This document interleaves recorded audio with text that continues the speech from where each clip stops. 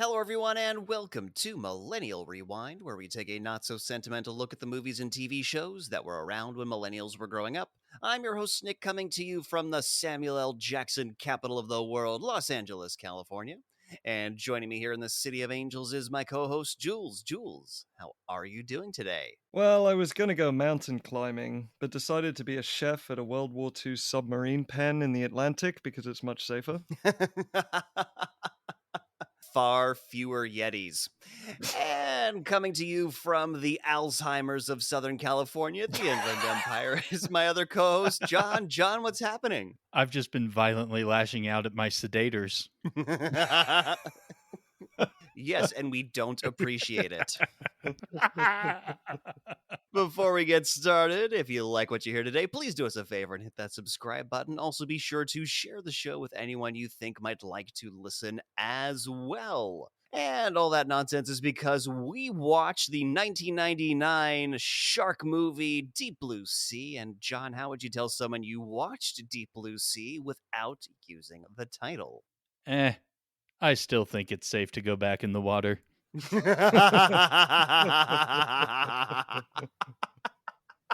Or to just stand close to the water, right? Oh, I only do that when I actively piss on myself. So And Jules, if the producers had asked you to come up with a different title for this movie, what would it be? Jaws Jurassic Aquarium. well done. Oh my god. Seriously, this movie wanted to be Jurassic Park so fucking hard. Oh my god, it hurts. Everything after Jurassic Park wanted to be Jurassic Park. Yeah, but at what point, because went through so much trivia before we watched this movie, and it kept talking about being inspired by, and with all these little tidbits, and it's just ripped off. Stop saying you're inspired by. You are literally tearing shit out and putting it in your movie and pasting it on with really shitty super glue. Okay, yeah, but who's writing this trivia? Fans of the movie, yeah. Exactly. If the filmmaker said we were inspired by Jurassic Park, we'd be like, no shit. But Look, this movie happened because Jaws got drunk and saw Jurassic Park across at a bar and he's like, hey, let's make a movie together. You know, let's go back to my place. One of the quotes was that, the shark in Jaws was 25 foot long and they went for 26 to... Which is basically them desperately trying to say, no, it's totally not any hint of Jaws here. We're just at a 1 to that number. And no, I think that would be more of a see how much bigger and meaner our shark is because Jaws was only 25. That's really what it sounds like. It just the petty one-upmanship of that sort of deal. It's like, oh, I set a world record. I deadlifted, 1,000 pounds. Well, someone just did 1,001. Like that kind of shit is what it sounds like to me. So, guys, what was your experience watching this movie when it came out back in 1999, Jules? Well, it was definitely another one of those watchable movies on when the movie channels came out in England. So I did not see it in the theater. It was iconic for the Samuel L. Jackson death. That was somehow both surprising and pointless at the same time. And definitely holds a place in my heart as the dumbest ever Protagonist speech. That the assertion he makes about losing a few lives to mutated sharks aren't worth curing all degenerative brain diseases. I remember specifically, that's the very first time I just said out loud, "You're wrong" to the protagonist. I full on challenged him on my couch. I want to see Jules debate a movie. Just him sitting there, like debating it one-sided and just watching him. We'll find a movie. I've argued with many a street sign. It's kind of my thing. John, how about you? I didn't see it. Okay. I worked at a movie theater when this came out. And so my knowledge of it was the sounds of people that were clearly having a good time and then sweeping up their trash and popcorn while LL Cool J kept mentioning how his head is like a shark fin. That song at the end is pretty awesome, except for the line that just keeps repeated over and over and over to try and be a chorus. Everything else in that song is fucking badass. But the fact that it's just over and over and over, it's kind of soured me on it because that was the only thing I could think of when anyone would talk about this movie. So I knew about the Sam Jackson death. I'd been shown that clip. I knew kind of what it was about, but I never bothered because plenty of other big, dumb, fun movies have come out, and I never got to it until now for this, and I enjoyed the shit out of it. I've been missing out this entire I time. love the idea that LL Cool J, if he would have made a song about Free Willy, he would have said his hat's like a blowhole. Where did LL Cool J go? I feel like he disappeared. He didn't disappear. He's in stuff every now and again. Actually, the one thing after coming out of this movie is that I actually thought LL Cool J wasn't a bad actor, which surprised me. I actually kind of enjoyed. He has little moments. Yeah, I agree. He has little moments, but that's it. He is largely unnecessary, despite the fact that he kills 2 out of the 3 sharks. Very true. He is the top dog shark killer. Yeah. I don't get why he's there because the role was originally for Samuel L. Jackson, and apparently his representation or something said that he's too good to play the cook. So they wrote a new role for Sam Jackson because they really want him, but yet they kept this other role in the movie, and it became pointless. It became very pointless. Yes, we'll dive hard into that. I just really wish that there was a throwaway moment in Parks and Rec that I wish was true. That there's an alternate version where LL Cool J raps all of his dialogue. I know. There's a part of me that really wants that too. You killed my bird. On Parks and Rec, they're helping someone move and they keep getting distracted. One person sees Deep Blue Sea in the dude's movie collection, and he's like, "That's the Canadian version. It's got an extra 28 minutes, and LL Cool J raps all his dialogue." So this movie was my Predator. Seriously. This is the movie that fucking scarred me. Oh my god. Listener, John nearly choked on his water and died right then and there. You can cut that part out. I want to keep it in, and I love the idea that we have John choking every time there's a really stupid moment in the movie. We just Oh, I'd be unstoppable on this one. I would be unstoppable. like the repeated groans that I gave you during Leprechaun. Let's just start right now. I'll start sipping, and you can explain how wine is mistaken for blood. Can't even with that. We gotta get to the breakdown. Come on. No, hang on. Let me tell you my story, then we'll get to the breakdown. We're almost there. Oh shit, Nikki hasn't told the I haven't story told my yet. fucking story. Yeah, so this movie was my Predator. This is the movie that fucking scarred me as a child. Oh my I god. am 90% sure I watched this on video during a sleepover with a friend in broad daylight. Like, it was like broad daylight when we watched this, and it scared the living fuck out of me. Oh my god. It scared me so bad. I could not go into a fucking pool. I mean, Jules couldn't go for walks after Predator, so that that comparison tracks. Sure, But here's the thing. So my house in South Africa had a pool, and the pool had a pool house. And once when we were renovating our house, we all had to live in the pool house until the renovations in the main house were done, which meant that every night, because there was like 1 or 2 rooms, like the kitchen, and there was like 1 room we could like chill in the main house. So every night we'd have to walk through the garden, past the pool to get to the pool house. And let me tell you, this was fucking terrifying. Every single time I would beg my brother to walk with me to the pool house every time because I was so fucking scared. Like, some nights he would just be like, "No, dude, just go to the fucking pool. Like, it's stupid. It was a fucking movie. Just go." I'm like, "No, it's scary. Shark's gonna kill me." Dude. So I was actually worried about watching this movie for the show and getting like, flashbacks of the terror that I had as a child. And luckily, no, I was able to watch this fine. I'm over it. I'm a grown ass man, asterisk.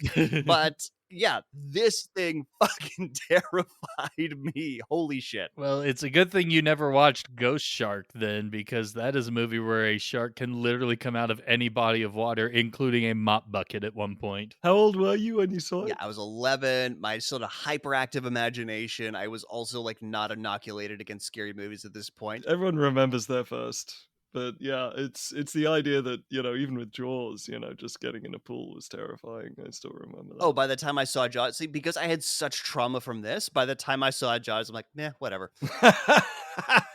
I don't remember my first. I think I'm with horror. I think I'm like Tom Hardy Bane and was just born to it. Because again, my preschool movies of choice were Labyrinth and The Dark Crystal. My brother, even my dad would like hide in my sister's closet and do like, make like little Skeksis noises and stuff in the movie. And she would freak the fuck out. I thought it was funny. I'm 5 years old. The only reason to have kids is to fuck with them. I will. Yeah, but then you got to keep them. You just gotta keep your scare tactics escalating throughout the course of their life until they are completely broken adults. That's just how that works.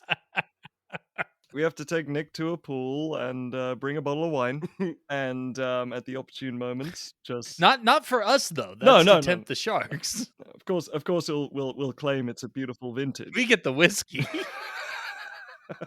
This is a massive derailment. Yeah, these guys are itching to break down this movie, so we're going to take a break. And when we come back, we are going to break down the beautiful sharktasticness that is Deep Blue Sea. Well, this must be the place. When you said we'd be vacationing in an abandoned submarine refueling station, I had my doubts, but this looks nice. I'm so glad you're coming around, and I know you'll just love wine tasting. And look at those windows. I bet there's fantastic views day and night. Welcome to Chateau Thalassa Vineyard. Checking in. Oh, yes, sir. Yes, we are. Yes, we have a reservation under Daddy and Mommy Shark. Ah, yes, there we are. Here's the 7-digit keypad code to your room, and be sure to slip on back down for our sanguine samplings. A few moments later. Hello and welcome, couples. We recommend between vials to take advantage of our parrot palate cleansers. Our first catamaran Cabernet comes off Baja California, a popular destination for the affluent. It has been aged 23 years. Oh, darling, you smell that bouquet? It smells of privilege and unaccountability. That tangy hint, is that a popped collar? Madame has quite the refined palate. It's a little rich for my blood. Get it? Because we're having blood. Monsieur, would you prefer a smoother wine? Something, as you say, heftier. Midwest Middle Class Merlot is a low iron blend and comes in partnership with Disney Cruise Lines. Fatty and oily. Well, nothing finishes like a sweet corn syrup aftertaste, I'll tell you. Our final selection is an extremely rare, small batch, yet worth the price. Chimeric Claret is initially flash frozen in the Himalayan Alps. It's totally a place. Before being refined at negative elevations. I have definitely heard of the Himalayan Alps, and oh my god, that is just rich, powerful, and stylish. Honey, what is that flavor? Oh my gosh. Oh, I have no idea. I've never tasted anything like this before. Doubtful you have heard of it. It is melanin. Hey, John, buddy. Yeah, I just read the script for Deep Blue Sea, that sketch you wrote. Really, really good. Okay, thanks. Yeah, it's really good. I'm worried that the audience might not get it. I mean, yeah, it's making some pretty specific references to certain things in the movie that they might not remember before we start the breakdown, Then they just need to get on my level. well, I get that, but They need to get on my motherfucking level. Okay, John. Okay. So.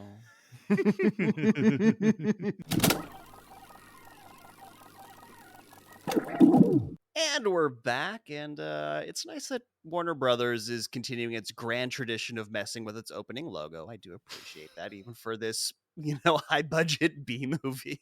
We start off with some rich young pricks on a catamaran, and I'm just like, I hope they die. They look like assholes. I have a note. I dub this frat guy Chad because he makes a stupid I feel something joke, and I dub the bikini girl Cindy for laughing at it. I already know what kind of movie I'm in for. You've got the pretty rich kids out on a boat with shitty, cheesy dialogue. This is going to be fun. And even before we even get there, because I have just all caps with punctuation after each word, Deep blue sea. Like the way the title just comes up in the first place lets you know what you're in for here. They stole the music from Halloween. They give it a serial killer theme song to go with these shots. Maybe the general vibe, but this music is nowhere nearly as good as Halloween. How dare you, sir? How dare you? Yeah, so it's four of them. There's two couples, like one's making out over there, another's making out over there. They got a boombox really close to the edge of the water, which just seems stupid. It's playing generic 90s R&B. Is it generic? Because I didn't bother to look, but now that you mention it, I have a feeling maybe it's some LL Cool J. When we get to the moment when LL Cool J is introduced, I so wanted him to be listening to LL Cool J. It would, it would have been Right? so good. I waited in the credits, but sadly it's not. I really wish it was. We also get our first like look at the shark vision. Like we see it underwater because one of the girls is like dangling her foot in the water. Why isn't it moving? And it seems really close. And we know that this shark wants to attack. It could easily, as we'll see later on, like just dash up and yoink her in the water, but doesn't. I had basically the same note, just a little bit later, of how is this first person shark view stationary? More to the point, why does the shark see straight ahead of it? That is very true. It has eyes on either side of its head. They swivel forward. Shark POV. This movie sucks at all the science, and we will get there. But yes, this is a good starting off point at how this movie fucking sucks at all the science. Because you don't realize it yet, but it's smart enough to know that it needs to look ahead. But let's pop the cork on science, shall we, and talk about this wine spill. Oh my god. Yes. Yeah, because the boat gets rocked and a bottle of red wine spills into the ocean. And I think the movie's trying to imply that a shark can't tell the difference between blood in the water and red wine in the water. Right? I love that. I am amazed at how far I need to lean back to shout about this shit right now. I'm leaning back to laugh. It's what I found amazing was, again, because I was looking through the trivia, all these fans were saying, but no, these are super intelligent sharks who would think blood could be based on appearance instead of smell. That is so much horseshit. I know. That's so dumb. Who the hell is defending this movie? I don't know. Look, this movie is actually like surprisingly enjoyable, despite the fact that I spent many traumatized years. But look, don't pretend it's something that it's not. Okay? Enjoy it for what it is. The sharks themselves are the smartest thing about this movie. And they're pretty dumb, as I will explain later. So these particular sharks clearly have a taste for Cabernet. I'm sorry, is this Cabernet It's Chianti, I don't know. or Merlot? You don't know. Could be a blend. So this giant shark crashes through the wooden partition on this catamaran, and somehow every single person on this boat falls backwards into the water, two on one side, two on the other. I love the dude who backheads his girlfriend as well. It's like a really good soccer move. Yeah. Yes. I literally have that too. And as she's falling, she basically grabs and pulls him with her. She takes him with her. You're going with me too, motherfucker. Yeah. They'd have both been fine if, there wasn't accidental assault. The referee turns up, shows them both a yellow card for diving. Yeah, it doesn't show a red card because otherwise the shark would bite him. And then a guy on the other end of the boat starts rolling around because the head somehow caused him to fall over. Of course. Yeah. I know how soccer works. I know how to play. So this is fucking crazy because the shark has like magically teleported to like 50 feet away. And as we will later learn, the shark can like swim in reverse. This will be revealed later. So he doesn't need to go all that way. He could just be like, cool, coming down, coming back, chompy here, chompy there. Doesn't have to do that, but does that just to build up some tension because they're trying to get back up this rope that's on the side of the catamaran, but because there's a lot of give, they're just pulling it, and it looks like they're about to get bitten, and there's a Thomas Jane X Machina. Well, let's not forget that this shark learned how to attack from Jaws and World War II documentaries because he attacks from the surface with his fin fully visible as opposed to from underwater. As is As tradition, is tradition. yes. Yeah, this shark forgot how to shark. Yeah, as he's going, we have this harpoon, and because Thomas Jane has the magical power of invisibility due to being out of frame. No one noticed the boat. When did his boat pull up and stop so that it's not making any noise? Or, It's fully stationary. yes, or causing a wake and not moving at all? Because we opened with these very wide shots, sometimes even overhead, and there was only this catamaran of, rich expendables. But how did he track the shark? Is there a tracker? Because if there is a tracker, this totally negates the fucking climax of the movie. I don't know. You're making me show my hand early, but Thomas Jane is basically Aquaman in this movie. It's true.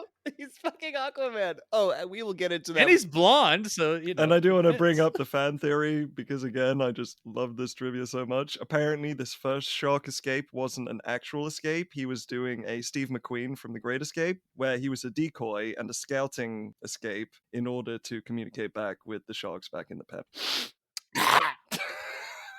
It's a thing. Sure, why the fuck not? You know what? I could buy it, but too bad Thomas Jane had to go and kill him. I want to see the movie where sharks are like out in the yard in the pens under the water and are like, digging a tunnel, and they have to like, walk around and like drop out of their pants, the dirt that they dug up. Like in The Great Escape, just do casual shark. Casual shark. Casual shark. Casual shark. This will not be the only baby shark joke I think we're going to make in this movie for sure. Anyways, cut to Los Angeles. Downtown Los Angeles, a helicopter lands on a skyscraper, and this helicopter landing is brought to you by Wells Fargo. I do want to bring up as well that this is the return of the dramatic helicopter, and I was really half expecting Dennis Leary to come out.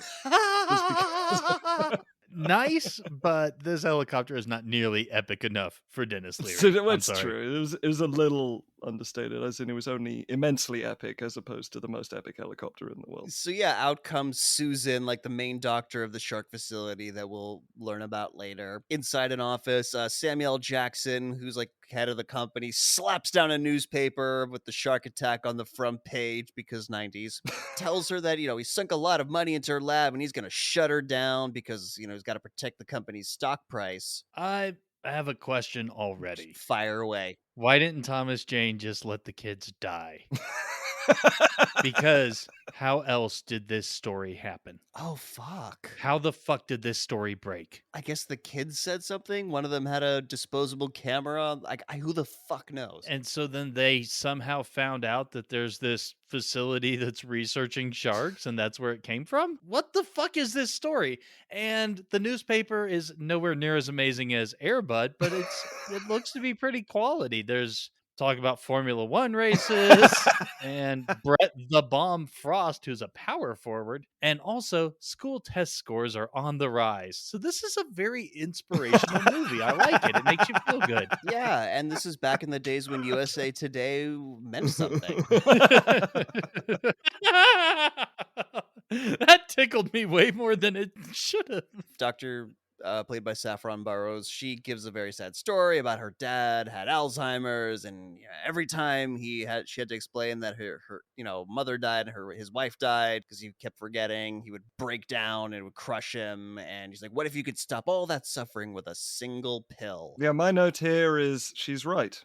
And I'm truly rooting for her for the rest of this movie. And that this movie will make her out to be the bad guy by the end. I don't get it. I just do not get it. I don't get how Samuel Jackson is.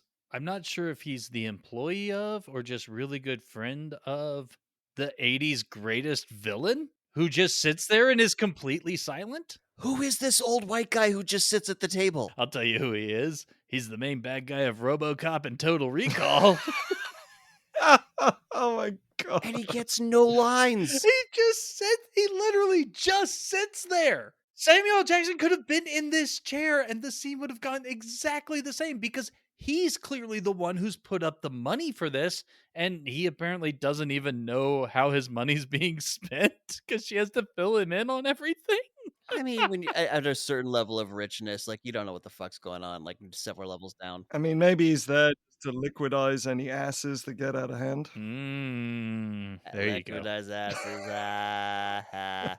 So, anyways, Susan's like, look, give me 48 hours and I will prove that your research is working, or I will help you pack the lab myself. And she storms out. Which translates into you have to come with me to the lab. I cannot send you my findings. I can't, convey this research in literally any other way. It's not like fax machines exist. You have to come with me out into the middle of the ocean to our secret facility. It's the ultimate, I've got something to show you. Right? Did he have to close his eyes and hold out his hand? I think this counts as like we're gonna continue this conversation like several hours later because they're now in a seaplane flying towards this facility. Oh, it absolutely counts for that. So we learned a little bit about Samuel L. Jackson's backstory. She's like, "Hey, you were the guy who like survived that avalanche," and he's like, "Yep, but I'm not going to tell you that whole story just now. We gotta." I do love this though. She claims that she read the article about him, but she doesn't get the mountain range right. She says the Alps and it's the Himalayas. Both those words and locations could not be further apart. I'm sorry. She clearly did not read this article. You got the hemisphere. It's not even a dot on the map. Look, she's going to clearly need the medicine that she's creating. Like, okay, she's starting to go.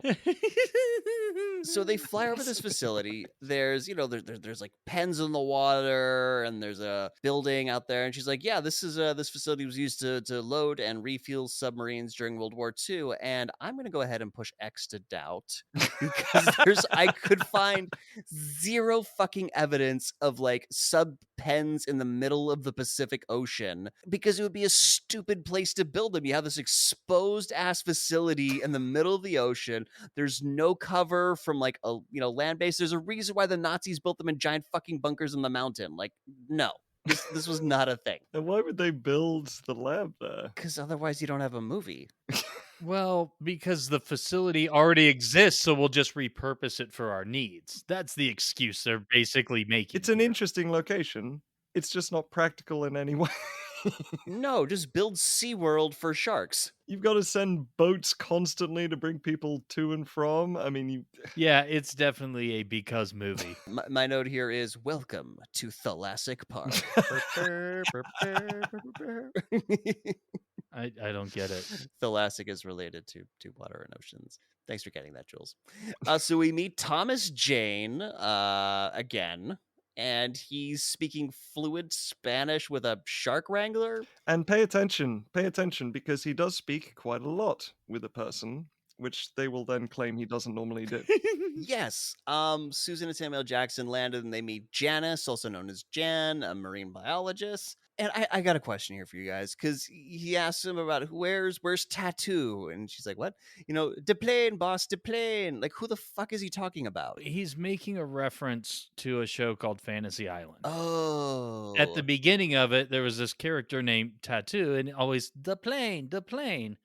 And I hate this partially because on a week-long fishing trip, there was this one guy that every time there was a small airplane flying by, he would do that and thought it was the funniest fucking thing. And it's never funny when anyone does it. Probably up to including Tattoo himself. Yeah, Samuel L. Jackson freaks out because he sees Thomas Jane diving into the water with this big fuck off tiger shark. And he's like, "Hey, what the fuck?" And this is where, again, Jules's Aquaman, or was it John? It was John. Yes, we have the start of Thomas Jane Aquaman. Yes, Thomas, this confirms John's theory that he is Aquaman because he somehow manages to, like, as the shark is going for him, position himself to, like, slide onto its back and ride the dorsal fin to get a fucking license plate out of its teeth. Yes, but it's even stupider than that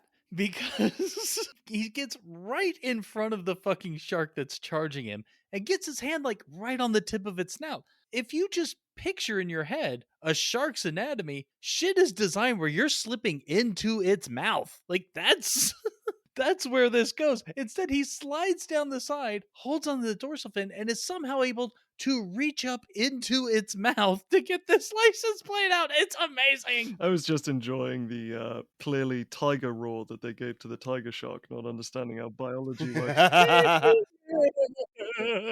One fun piece of trivia, because like I said, I went through all that fucking shit. So I'm hoping to find something interesting.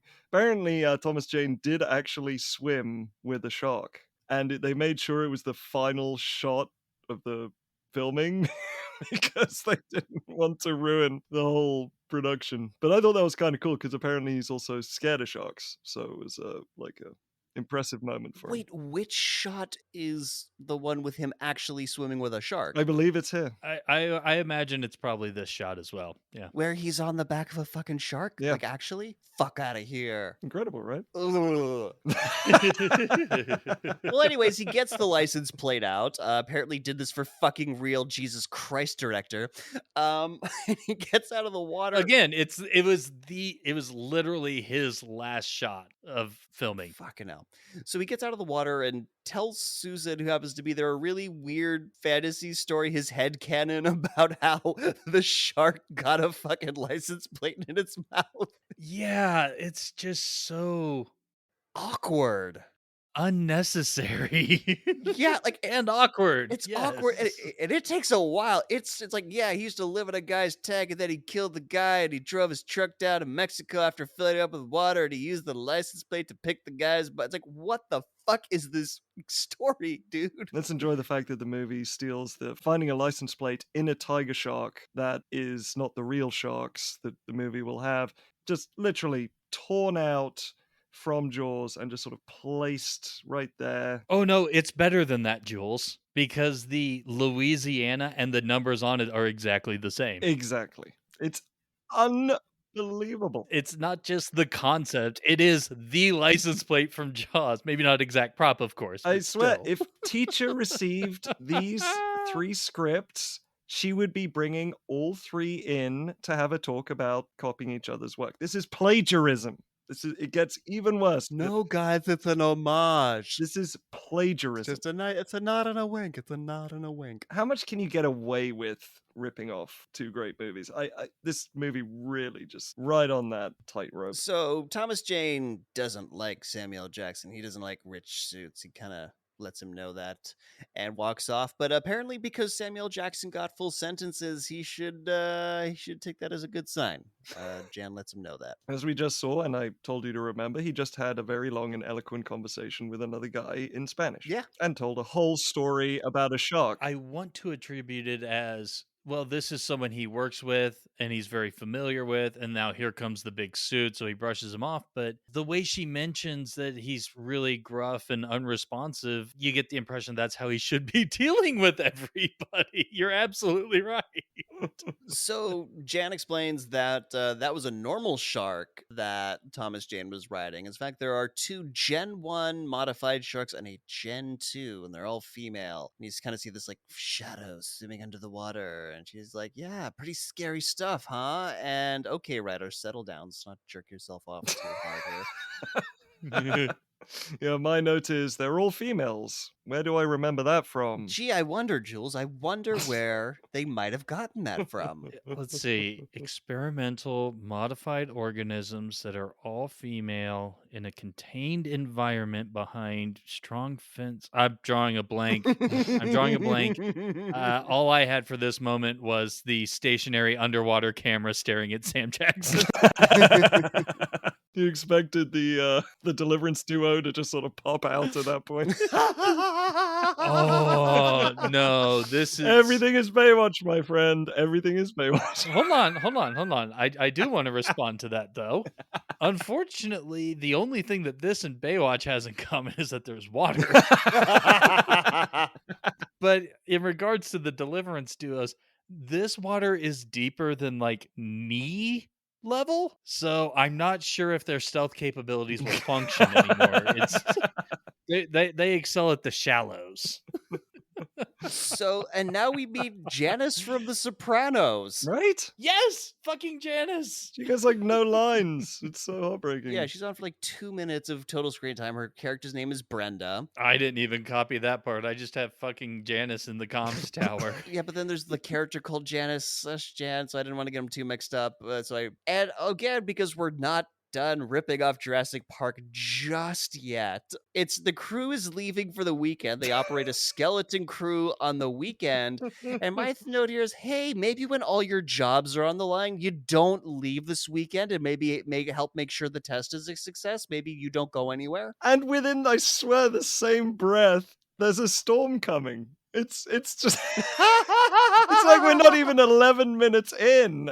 How is there not a fat guy with a can of shaving cream? That's what I want to know. That's all this movie's missing. I mean, they even have the map of the incoming storm. I would not be surprised if it was the exact same thing from Jurassic Park. Just waiting for the line, maybe it'll swing around like the last one. And again, if you keep diving deep, there's a hurricane coming, a storm coming, and they're out on a fucking, essentially an island off the coast of a Central American nation because they're basically, the closest landmass is the fucking Baja Peninsula of Mexico. But we're not done with the plagiarism yet. You see, this movie is thorough.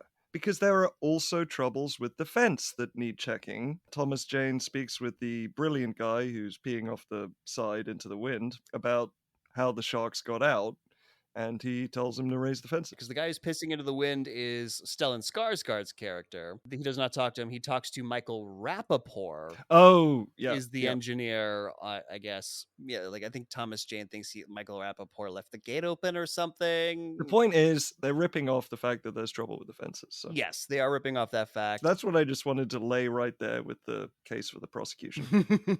So Jan continues giving Samuel Jackson the grand tour of Aquatica. That's the name of the facility. Well, she talks about it. We kind of see it as we dive down deeper into the water. He's like, first level's living quarters, second level's the wet lab, and on the third level we got the wet entry and the dock. And I did want to ask, did you guys pick up on the line she says, I'm making Aquatica sound like some kind of mental hospital?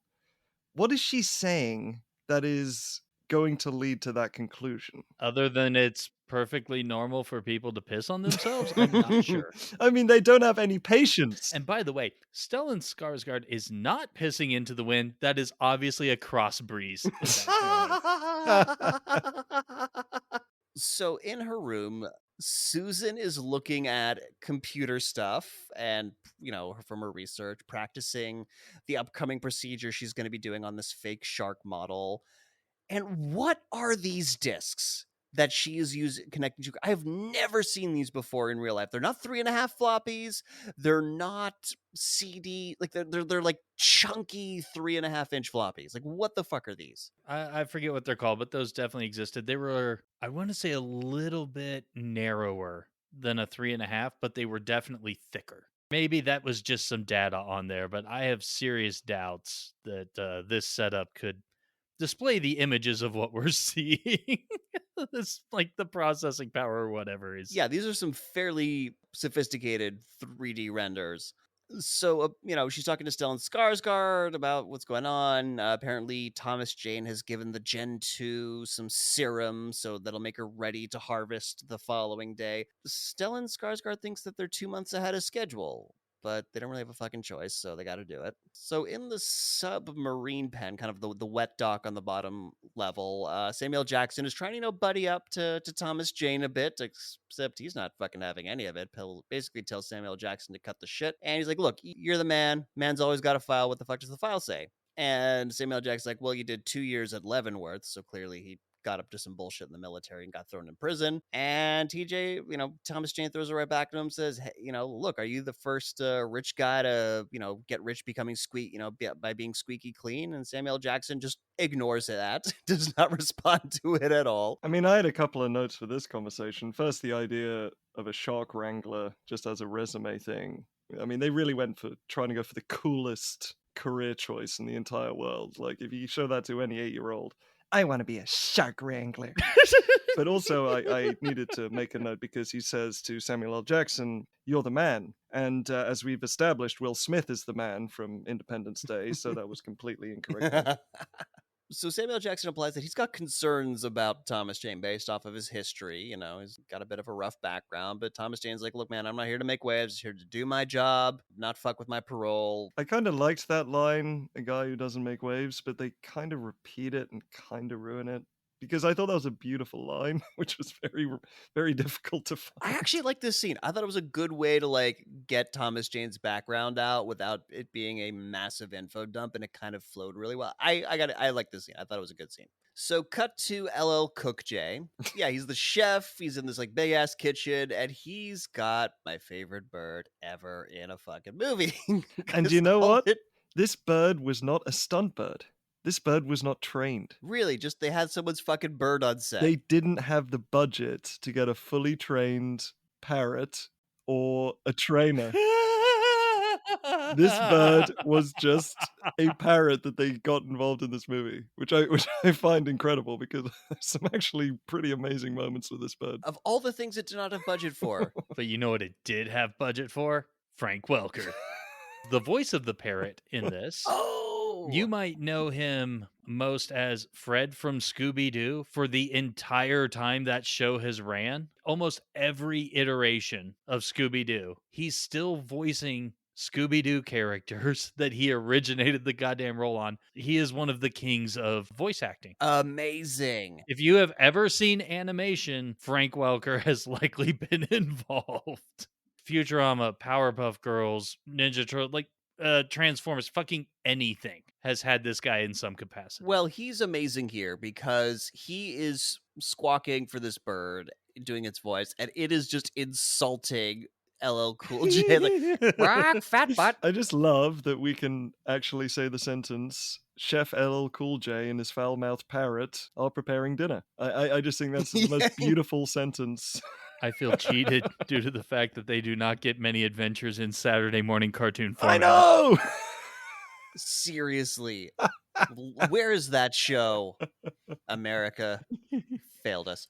I mean, life made up for it with the Mr. T mysteries, but, or whatever that thing was called. God, that was glorious. So LL Cool J is baking a cake, and the bird's insulting him. So to shut the bird up, puts his finger in the whipped cream and kind of puts it, next to the bird, starts feeding the bird whipped cream. And I don't think you're supposed to feed parrots whipped cream. I think that's not a thing. Don't give them dairy. I'm pretty sure that birds and dairy, they don't go together naturally, so I would imagine it could cause problems. So LL Cool J hears a rumbling through the facility, and he's like, "Feeding time." And how the fuck would that indicate feeding time? Like, what in the fuck? Why else would you have a chef like this? Because as the shark's intelligence has increased, they are much more finicky and need presentation in their meals as well. Genius. John can make anything work. Because I'm struggling to understand. I understand having a kitchen in the facility. Why do they have a fucking chef? I mean, if Samuel Jackson's paying for it, why not? Because if we don't use all of the budget, we won't get as much of a budget next time. Got it. Smart. They later established that this is a pressurized facility, and I know that baking changes due to altitude. So I wonder what kind of adjustments you'd have to make to recipes to make a cake 60, 100 feet underwater. Very true. I am willing to tangent this entire episode to learn the truth. So why does Thomas Jane during this feeding? There are these like cage tunnels underwater that he can swim through. Why does he need to be in them in his scuba gear to watch the sharks being fed? Because he's Aquaman. That's as good a reason This as is just where he's comfortable. I don't know. I have so many questions about this because there's also a passing comment on this about how they'll only eat other sharks, which is why they have such a great taste for red wine. It all comes together. I need a shark, with a shark au vin. But yeah, I was gonna say shark au vin. I assumed it's because the money guy is here and he wants to look busy. That's why he goes out in the pitch. I There you go. don't know. He dove in with just a snorkel and his board shorts into a tiger shark tank. I feel like he's demonstrated his value. And another thing I love in this sequence is one of our time-honored favorite traditions of the security monitor footage matching the actual movie footage. Because while they establish that there are cameras positioned along this cage tunnel, on the computer monitor, there is the shot of looking straight down the tunnel at Thomas Jane and the camera moving backwards with him as he swims towards it. That's fucking fantastic. I did not pick up on that.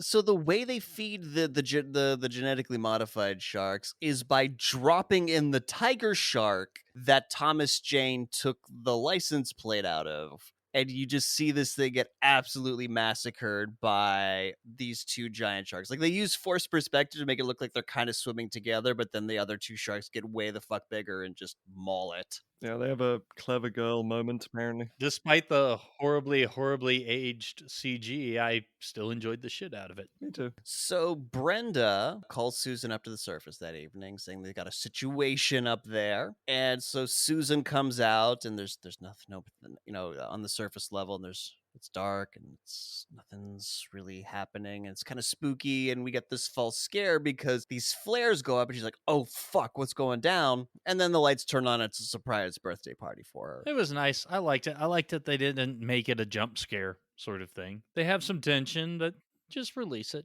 Including just like a casual shark fin in like the distance on top of the water as she walks out of the facility. And so, yeah, it's a surprise birthday party. And you know where's a great place to throw a party with lots of alcohol, guys? Right next to open shark pins? Yes, right next to open shark pits. It's the best place to do it. It's really fucking smart. I still don't know why they have no railings around the shark pens. Or just covers on top. Yes. For anyone who hasn't seen this movie, these are simple catwalks. There is no railing. There is no protection whatsoever. Nothing. It's fucking crazy. When I was a kid, they would put nets over the swimming pool so our dumbasses wouldn't fall in and drown when the parents weren't looking. Like, there was...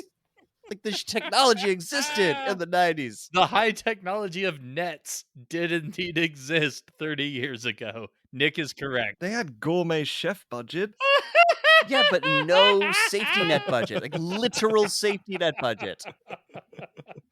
And, LL Cool J is like, he has to be the bartender because everyone else fucked off for the weekend. Well, no, but like everyone else is dancing. Like, nobody can pour their own drinks, apparently. Or maybe that's just what he likes to do at parties. I don't know. And so Samuel Jackson goes up to him, compliments him on the dinner. That was a really good dinner tonight, brother. Kind of acknowledging that they're both black guys.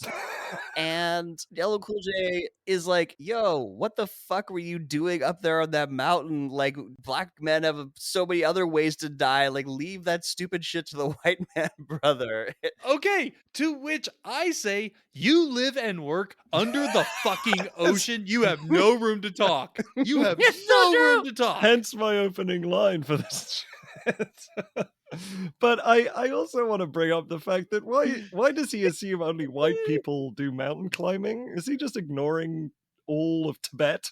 We basically have an entire culture built around mountain climbing. Or like the Peruvian natives that live in the fucking mountains down there. Like, exactly. I mean, I get it. The whole it was initially endearing to me because I often find billionaires who do all of this extreme shit to be quite obnoxious. But at the same time, why can't a black billionaire have a bit of fun with his money and his time? There is absolutely nothing wrong with that. Exactly. LL Cool J is trying to segregate skiing is what it comes down to. No, that's a t-shirt. Make avalanches great again?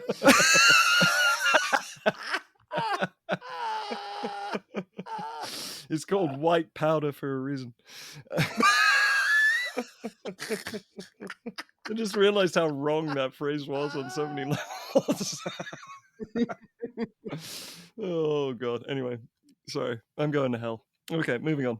We're all going to hell. Don't worry about it. So yeah, Thomas Jane takes Susan to the side, and it turns out he's been trying to get her to have a beer with him for a while. There's a bit of romantic undertones here. Jan is trying to explain to Samuel L. Jackson why, they've been using sharks, and she's like, look, sharks can't get cancer. Yes, they fucking can. No, they can't. I saw it in a movie. Giant fucking myth. And also, apparently, they don't lose brain activity as they age, and I could not find any fucking evidence for that either. Oh, and just to put the cherry on it, they assert that sharks are the oldest creatures on the planet, and I did a little research. Now, cyanobacteria, jellyfish, sponges, velvet worms, nautiluses, a bazillion other creatures are older than sharks. The closest I could find was an elephant shark, and that's not actually a shark, it's a ratfish. So she also tells them that they used hormones to increase the shark's brain capacity so they could harvest more of the anti-Alzheimer's thing that they've been working on. And Samuel L. Jackson's like, this is amazing, but what about genetic tampering? This kind of seems like you've been fucking with them on a genetic level. She's like, oh, no, no, no, no, no. The Harvard Convention on Genetic Tampering, not a thing, and Chimera Policy, they called their fucking company Chimera, Jesus Christ. Just called Satan Incorporated while you're at it. I wanted to add that clearly they heard from Dr. Malcolm that genetic manipulation is the most powerful force known to man, and Harvard decided to get on that shit and establish some laws. Am I the only one that thinks the 90s was paranoid about genetics? Oh, they absolutely were. I mean, that's when cloning and this kind of stuff was very prevalent just in the media. Like we're growing an ear on the back of a mouse, that sort of shit. Right.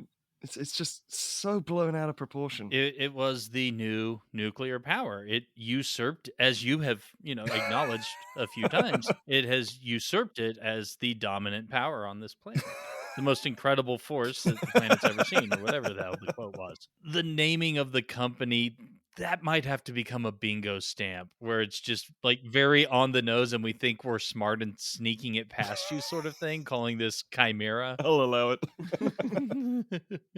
Because it pops up in a lot of places, that notion. So, meanwhile, while this is going on, Thomas Jane is warning Susan that the sharks are now hunting in packs and how it's really too early to bring the big one in. You know when they start talking about the sharks attacking in packs? What was that based on? Because from what I saw, the 3 sharks just literally attacked at the same time, demonstrating absolutely no pack tactics whatsoever. There wasn't a clever girl moment here. No, it's based on the fact that the shark's eyesight is based on movement. Because when you take inspiration, you just throw it all in a fucking blender. It's just... So him and Stellan Skarsgård have said, oh, this is too early. What would waiting for an extra 2 months actually fucking achieve? I wouldn't know because I am not a marine biologist and neither are you. Were you there? No. I'm sorry. Are you a shark expert? No, that's what I thought. Do your own research and by the way, at the same time, do your own research. They might get an extra 2 weeks off. So Susan tells them that if they don't do it now, they're all out of a job. And it's kind of like, hey, given your sketchy background, if we lose our jobs here, you're kind of fucked. Like, you're kind of unhireable. So maybe, cut the crap. Not much demand for shark wranglers out there. Not for ones with criminal histories. You generally don't want to have your shark wrangler be a dangerous motherfucker. How can you be a shark wrangler and not be a dangerous motherfucker? I mean, come on. Let's be honest here. Just a really cuddly shark wrangler. He goes underwater, like a flute and just soothes them with his smooth jazz. Because sound travels faster in water than it does in air, and clearly a wind instrument would work under the same conditions. It's science. I mean, that science tracks about as well as any of the other sides in this fucking movie. So the storm is now rolling in, and... Is this the point where they talk about the fact that they're taking a real pounding up here? About right now, yeah. Brenda's like, hey, we're taking a real pounding up here. And I'm just going to let that float out there for a while. Don't even need to comment on it. You, listener, you know what we're talking about. If you know what Jules means. Yeah, there you go. So it is go time on this experiment now. Everyone's going down into the lab except for Thomas Jane, who's going swimming through the cage tunnels. Susan also puts a key on a chain chain around her neck. This is Chekhov's key on a neck chain. So yeah, while Thomas Jane is, swimming through the tunnels, he gets attacked on both sides by these sharks. But then he pulls up his underwater gun, and they're like, "Whoa, back up here, buddy." Yes, the sharks fuck off. And they swim backwards. And the others who are in the lab watching all this on the monitor, like, what? Tell me I didn't just see that. They swam backwards. They can't swim backwards. And yeah, movie, you're absolutely fucking right. It is physically impossible for a shark to swim backwards. While that's true, the initial shock of tell me I didn't just see that is that they recognized the gun for what it was, and that's what caused them to back off. They were like, oh shit, they learned and recognized what a gun is. And by the way, how the fuck are they swimming backwards? Yeah, by the way, how are they defying the laws of physics? Also, if a shark did swim backwards, it dies.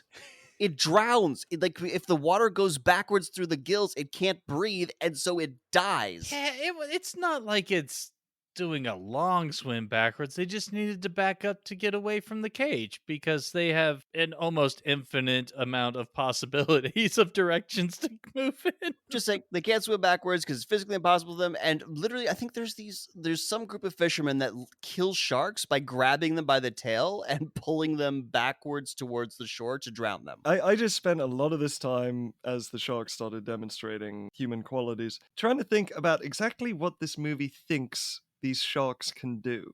They can communicate. Sharks don't communicate. They're not like dolphins or whales that actually have a communication method.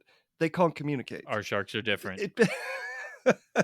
But I mean, and then it just led to the philosophical question: do genetically modified sharks dream of Dolly the sheep? I mean, I got lost. Nice. Oh my god, that was beautiful. I had all these retorts and they don't fucking matter now. That was beautiful. Well fucking played. So while this is going on, one of the sharks starts biting the underwater cameras, and then also a bunch of the underwater lights turn off. And how the fuck do they know what cameras are? I don't give a fuck how smart your shark. It's impossible. It's impossible. They don't know what the fuck those are. And how do they turn the lights off? They would not know this. There is no way a shark would know what a camera is. I'm sorry. It's a block. So Thomas Jane gets to the end of the cage tunnel. He unlocks it with a code because apparently you need a fucking code at this point. Like, if you have this much access, like just let it open. Just push a button, it opens, or like whatever. But he's got to type in a code into this panel. And he goes out into the Gen 2 pen. Holy fuck, the brass balls on this guy. And he tricks the shark into following him. Like, we think he's about to get chomped. But what he does is, at the last moment, he takes off his scuba vest with the tank and has it bubble. And so the shark attacks that, foreshadowing, by the way, and he shoots it in the head with a dart gun. At which point, these sharks who've learned pack tactics, the other two attack him and eat him, right? No, I thought that too initially. I believe this one is in a separate pen. Yes, canonically. So this is the Gen 2 shark, the two Gen 1 sharks that got fed earlier. Because I was wondering where the fuck the third one was there. And then I watched a bit more like, oh, they've kept them in separate pens. So they're just going after the biggest one for this one. But my question is, how in the absolute motherfuck does this one squishy human get this 45, 8,000-pound shark that has just now been tranquilized from its position where it is now onto the goddamn platform that they lifted up to into the lab? How the fuck? Weightless in water? Because Aquaman is superhuman. How is this an issue? Only Aquaman and David Hasselhoff. It's just the rule of water. Well, I mean, Hasselhoff is a bit of a gestalt because he also has the Spidey sense powers as well. True. You know. So whatever, the shark gets magicked onto this fucking platform and it gets raised up into the lab. And from his computer console, Michael Rappaport looks down. He's like, "Did someone order the fish?" Fucking Boo. Boo, Michael Rappaport, boo. Michael Rappaport is typically delightful and very funny. No. Not here. He was not allowed to write his own lines, which is a shame. And so it's good that they thought of this, but so as they raise the shark up into this kind of like pool thing in the middle of the lab, they start funneling water through jets to make sure there's fresh water going through the shark's gills. Yeah, that was pretty awesome. I was like, they've got a shark on basically a gurney. How the fuck is this going to keep breathing? Oh, it's one of those, like a lap pool. It's a swimming pool that forces the jets at you. Perfect. That's brilliant. Well done, movie. And then Thomas Jane straps it down. With like ratchet tie downs. It's the same thing that you would keep a small couch from blowing out of the back of a truck. It's exactly that. And now this movie is gonna science like a motherfucker. It's also gonna sci-fi a little bit because the device that she uses to like line up and get ready to stick a needle in the shark's head. This is obviously the prototype for the device that you use to remove Robo Shrimp from Keanu Reeves' stomach. Yes. It's got a padded tripod. It's got a little laser sight. What amazed me was that from his workstation, kind of that's elevated from the other workstations down on the same level as the shark is, he's transferring certain functionality to this station, and he's transferring certain functionality to that station. And I'm thinking, why the fuck aren't these stations purpose built for their like individual things? Why do you have to transfer anything? That's fucking ridiculous. I mean, we were gonna get this all set up ahead of time, but we had to get drunk in front of the goddamn open shark pools. There's no time. Stellan Skarsgård just cannot fucking wait to have a cigarette. He tries to do it while they're getting the shark prepped, and the other lady like gives him a no look. And I thought it was because Sam Jackson is there, and it's like, we got to keep this shit clean for the boss. But apparently it was just for the sake of the needle, because once it's done, he goes ahead and lights up and tries to like pet the shark for some goddamn reason. There's a false scare where the shark like rises up and apparently had a fucking like nightmare or whatever. And I love how the heart rate monitor goes up to a whopping 53 beats per minute in the middle of that. Yeah, so as you were mentioning, she takes this like laser device and pokes this giant needle in the shark's head, kind of like as she was practicing on the model shark earlier, and she pulls about 4.5 cc's of apple juice out of the shark's head. Why the fuck do we call them cc's when it's the same thing as a fucking milliliter? Like, why? It's literally the same measurement. One sounds like you're baking a cake, the other sounds like you're doing science. I'm baking science. She takes the apple juice, and instead of just like lightly squirting some of it from the syringe onto the Alzheimer's brain tissue, she puts it in this overly complicated contraption that involves like turning knobs to lightly drop dribbles of the apple juice onto the brain tissue. The brain tissue that, by the way, is totally still alive and active despite the fact that it's sitting on a goddamn slide. Yeah, it's sitting in a fucking petri dish. It's like, yeah, it's sitting in a fucking petri dish. Yeah, she says it's cultured thing, so it sounds like they grew it purposefully in a lab. So this is like lab-grown Alzheimer's brain, maybe? Lab-grown Alzheimer's is totally a band name. I was gonna say, yeah, lab-grown Alzheimer's brain. I think brain complicates the title. Just lab-grown Alzheimer's is... Or just another way of saying you have a really bad hangover. I've got some serious lab-grown Alzheimer's brain right now. I have enough trouble saying lab-grown Alzheimer's while sober. There's no way I could do it with a fucking hangover. It's a good way to gauge how hungover you actually are. We're gonna call that the Millennial Rewind hangover test. That's more of the blackout drunk test. Dude, what happened last night? I got me some serious lab-grown Alzheimer's going on. So anyways, the shark apple juice works. The brain neurons start firing. And do you know how I know that Susan is British? Because she severely underreacts to this happening.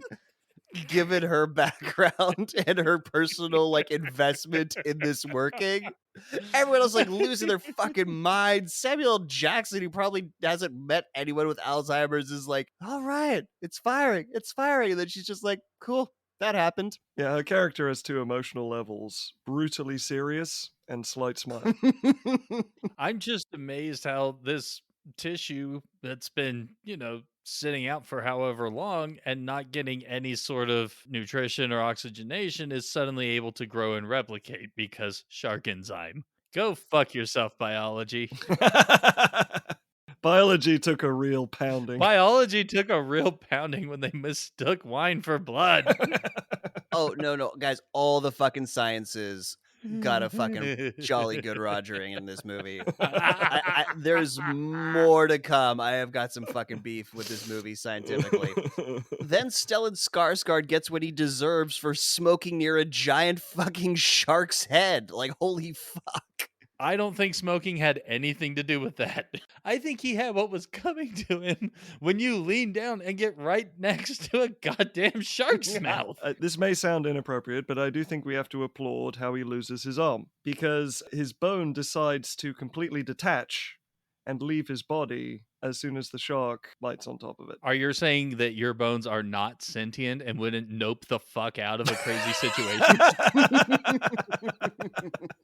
I mean, I can't play soccer without my fingers flying out of their sockets. Yeah, that's why we don't allow you to use your hands. I'm a goalkeeper. That's why you have big, thick protective gloves. Yeah. Otherwise, they'd just be flying in all directions.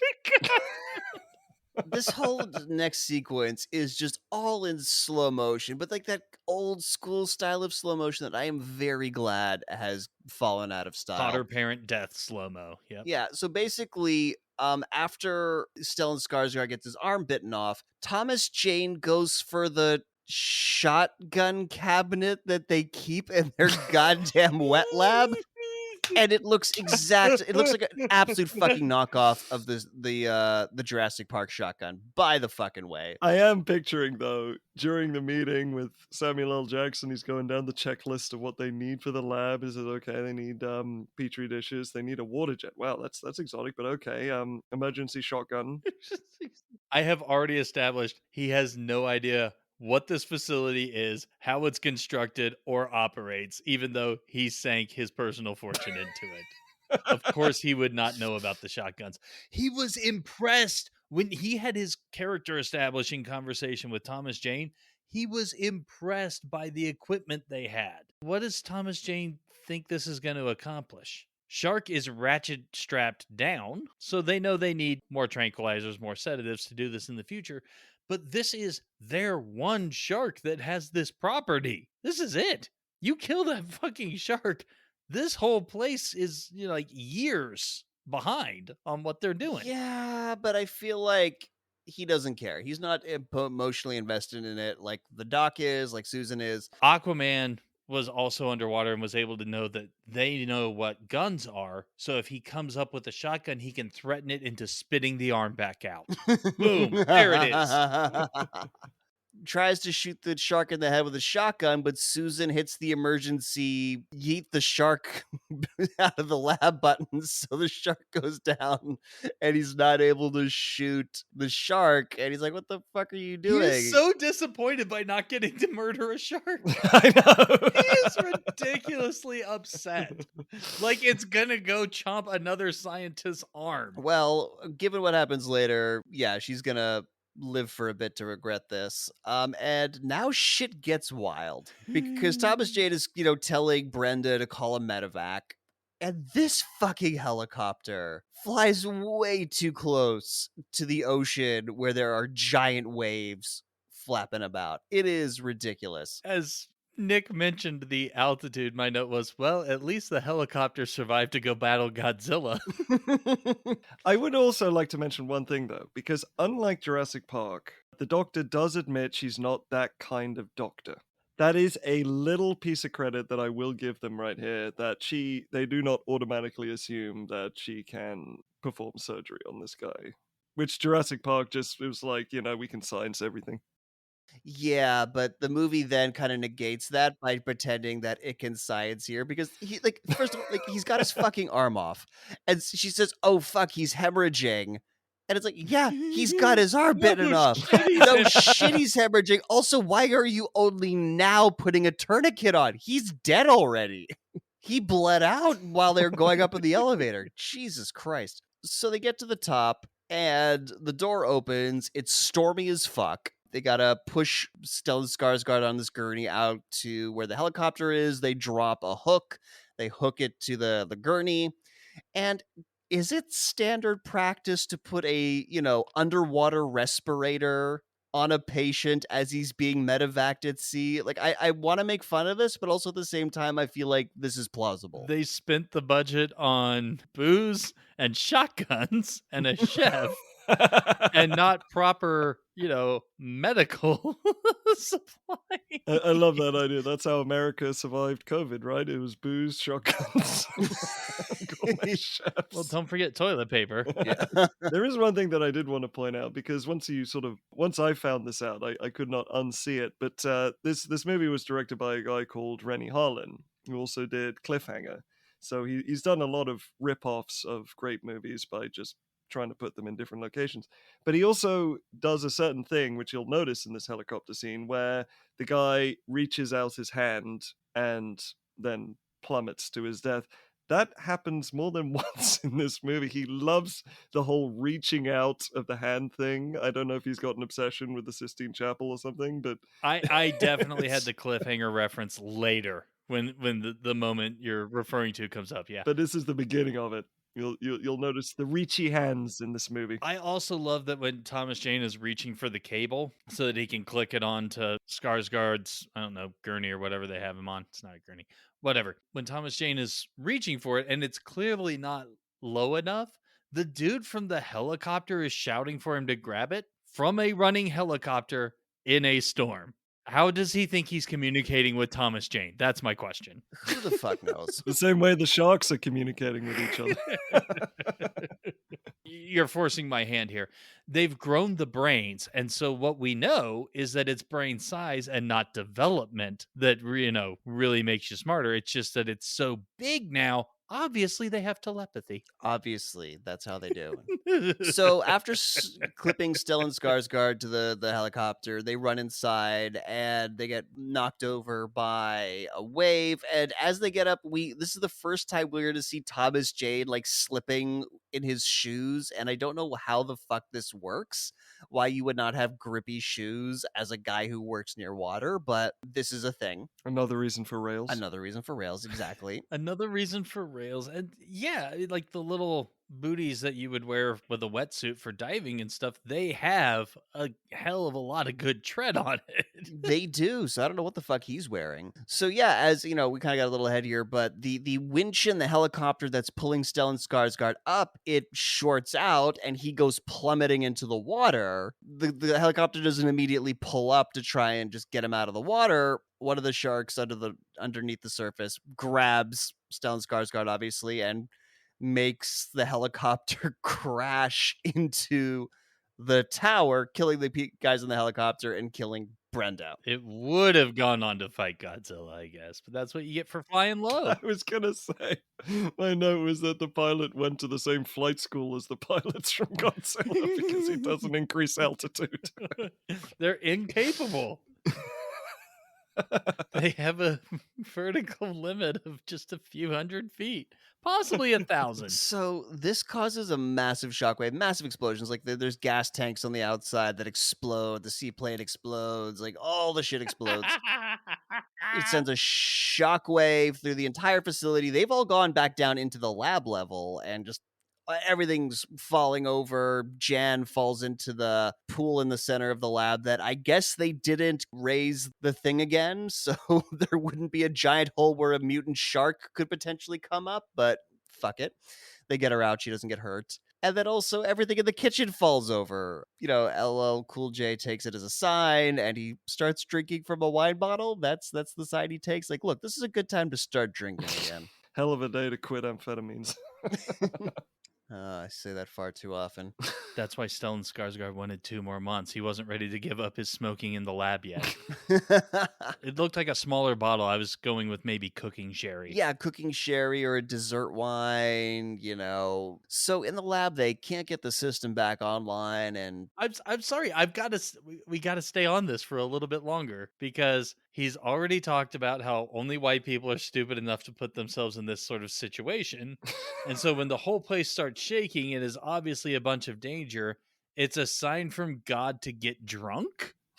Because that will only improve your chances of escaping a massive underwater facility. It will, and let's not pretend religion makes sense here. Like let's not go there. Here? I mean, LL Cool J just decides to start talking to God now in the midst of. Yeah, this is like a central tenet of his character, and it's only really being introduced now. We might have like seen his big ass crucifix earlier, but it's only now that we really get that it's like, no, he's religious. So everyone goes back down into the lab, and Michael Rappaport can't get the system back online, and Thomas Jane can't get Brent on the radio. And then all of a sudden, Samuel Jackson sees something in this giant window in the lab. There's this big fuck off window in front of them. And I have a big fuck off. There's no way you're seeing anything out there. No.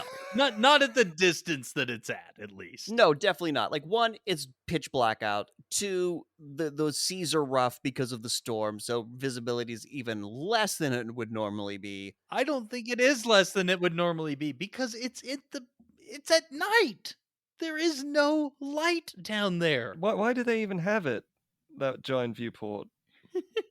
I mean, it wouldn't look out of place on a Star Destroyer, but in a lab underwater. If this actually was an aquarium where people want to see the sharks through the viewport, that would make more sense to me. But I don't know, just didn't seem like they need to in a lab. They have all the cameras. It's nice to have a window.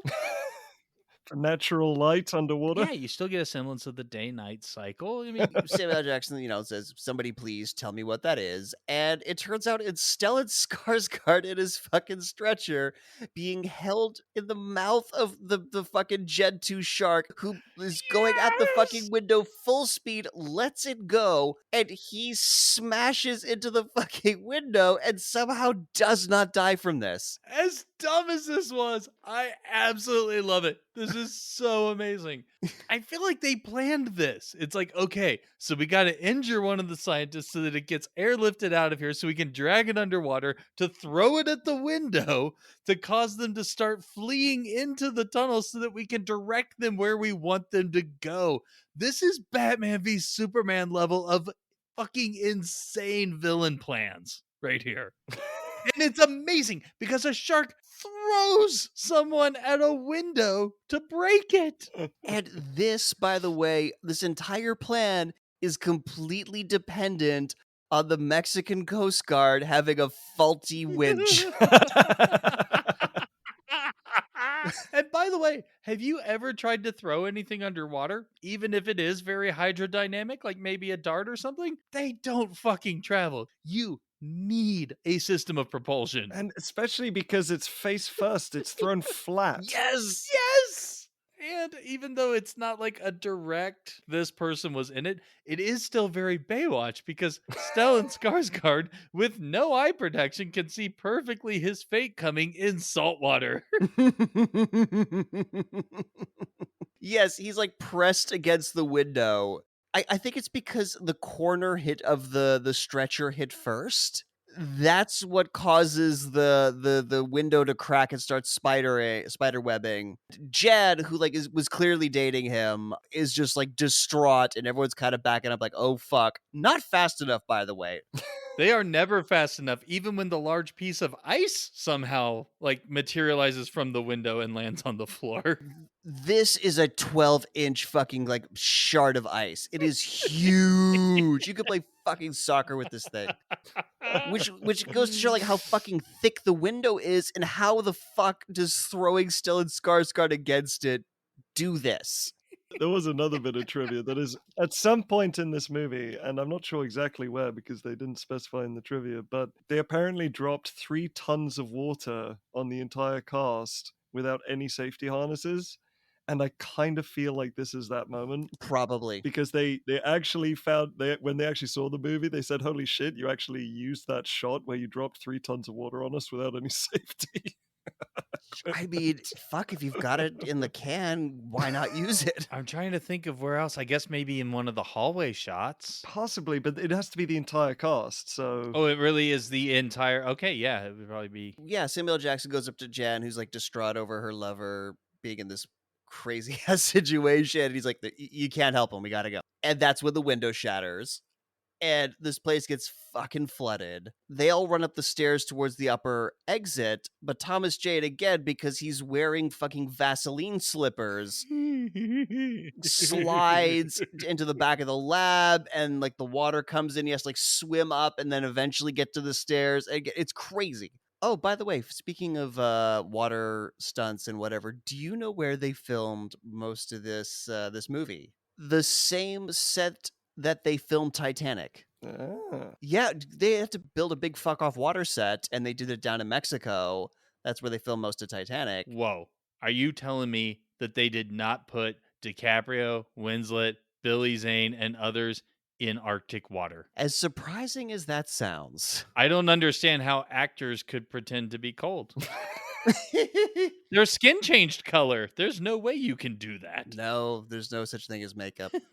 Well, anyways, yeah, they filmed Deep Blue Sea on the same water set in Mexico as where they filmed Titanic. So there's that. Yeah, so they get to the door and they barely close it behind them. Like it's like a big door that you can seal shut. Jan does nothing. She just stands there. Doesn't help out. Like your life is in danger. You're just like, "Ah," like damsel in distress. I would say we found our Ron Weasley. So LL Cool J, on his level, he's on level 1. He's trying to call the tower with his telephone set where you have to like wind it up and charge it like it's still the fucking 40s. None of this underwater shit is part of a World War II subpen. Like fuck off. Like it's already bullshit that like anything here is a World War II subpen, but this is extra bullshit. Like Yeah, I absolutely love that this facility has high-tech computers. They even have separate disk drives to plug into their computers. They got a gurney, they got a jet system to keep the sharks alive, but we can't power the phones. You got to crank that shit yourself. I doesn't even put the phone back on the receiver, by the way. Like, who raised you? I think it's justified at this point. I mean, there's a whole bingo card thing about people can't hang up phones politely in movies. Like, no one ever says goodbye. They just finish the conversation and put it down.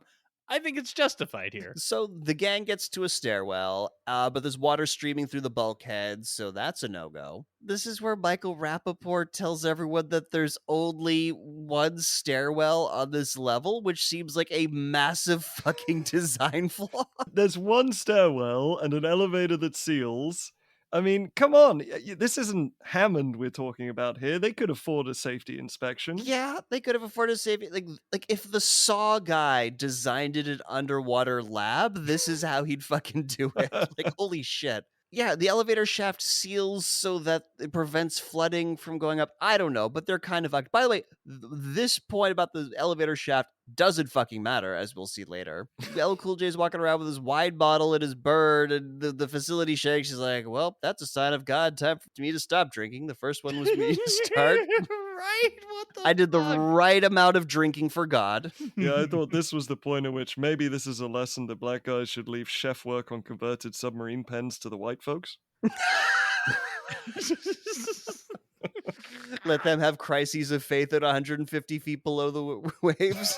Exactly. I would have to say that by and large they do. This is a very specific Very circumstance. specific circumstance. So back with the gang, they look at a map and they see that they can actually go down to the wet entry where Samuel Jackson and Thomas Jane were talking earlier and take the submarine that's there up to the surface. So they'll ferry everyone up, and that's how they're going to get back up. How great is it that these people who live and work there have to consult the map?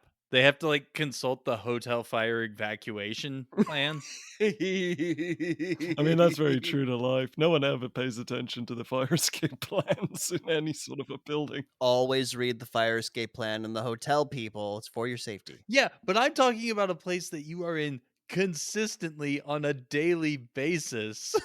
So LL Cool J tries to go up like the flight of stairs back up to the surface level, but gets washed away by some water. So that's a no-go for him. Excellent stunt. I think at some point they switch over LL Cool J's stuntman to a white guy, but we'll get into that later.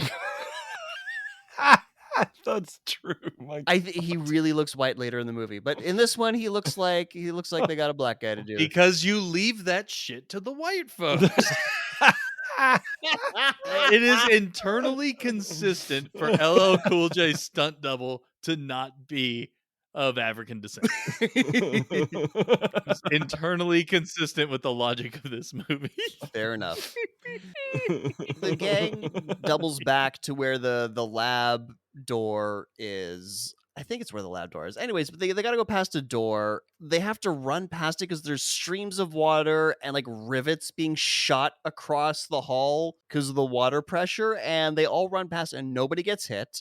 They get a little moist. And of course, more Thomas Jane slipping with his fucking greased up deaf guy shoes. I don't understand how he's the only one that's slipping so much. What is the tread on these shoes? Like, what are these shoes? He's wearing fucking boots for fuck's sakes. Like, so they get to another hatch and they have another close call with water coming in before they close the door. There's a lot of this in the movie.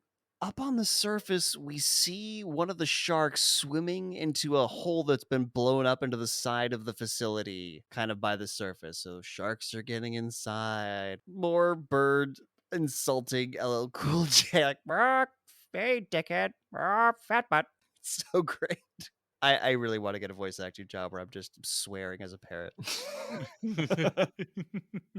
I'm sorry. Clearly, there is a prerequisite of decades of experience in the industry for that. Yeah, have not been on enough Scooby-Doo to get that job.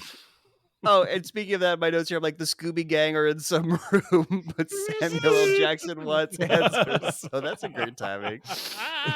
And yeah, so because the door got bust open that they walked past that was shooting the rivets, and Samuel Jackson, what the fuck is going on here? So he asks Thomas Jane if that was a shark that busted down that solid steel door, and he's like, yeah, given the size of the Gen 2 and the amount of pressure it could put on a steel door, yeah, I could see it busting it open. Like, what the fuck? Also, sharks' skeletons are made of cartilage, so I feel like they would just break their fucking noses really easily. I don't care how big your shark is, they would just like crunch their noses against a steel door. Do you really? They increase the size of the brain. I mean, of course, brain development, increases your durability. But on the other Exactly. But on the other hand, do you really think that these scientists stopped there? They have clearly had no requirement of transparency for how they are misusing Samuel L. Jackson's funds.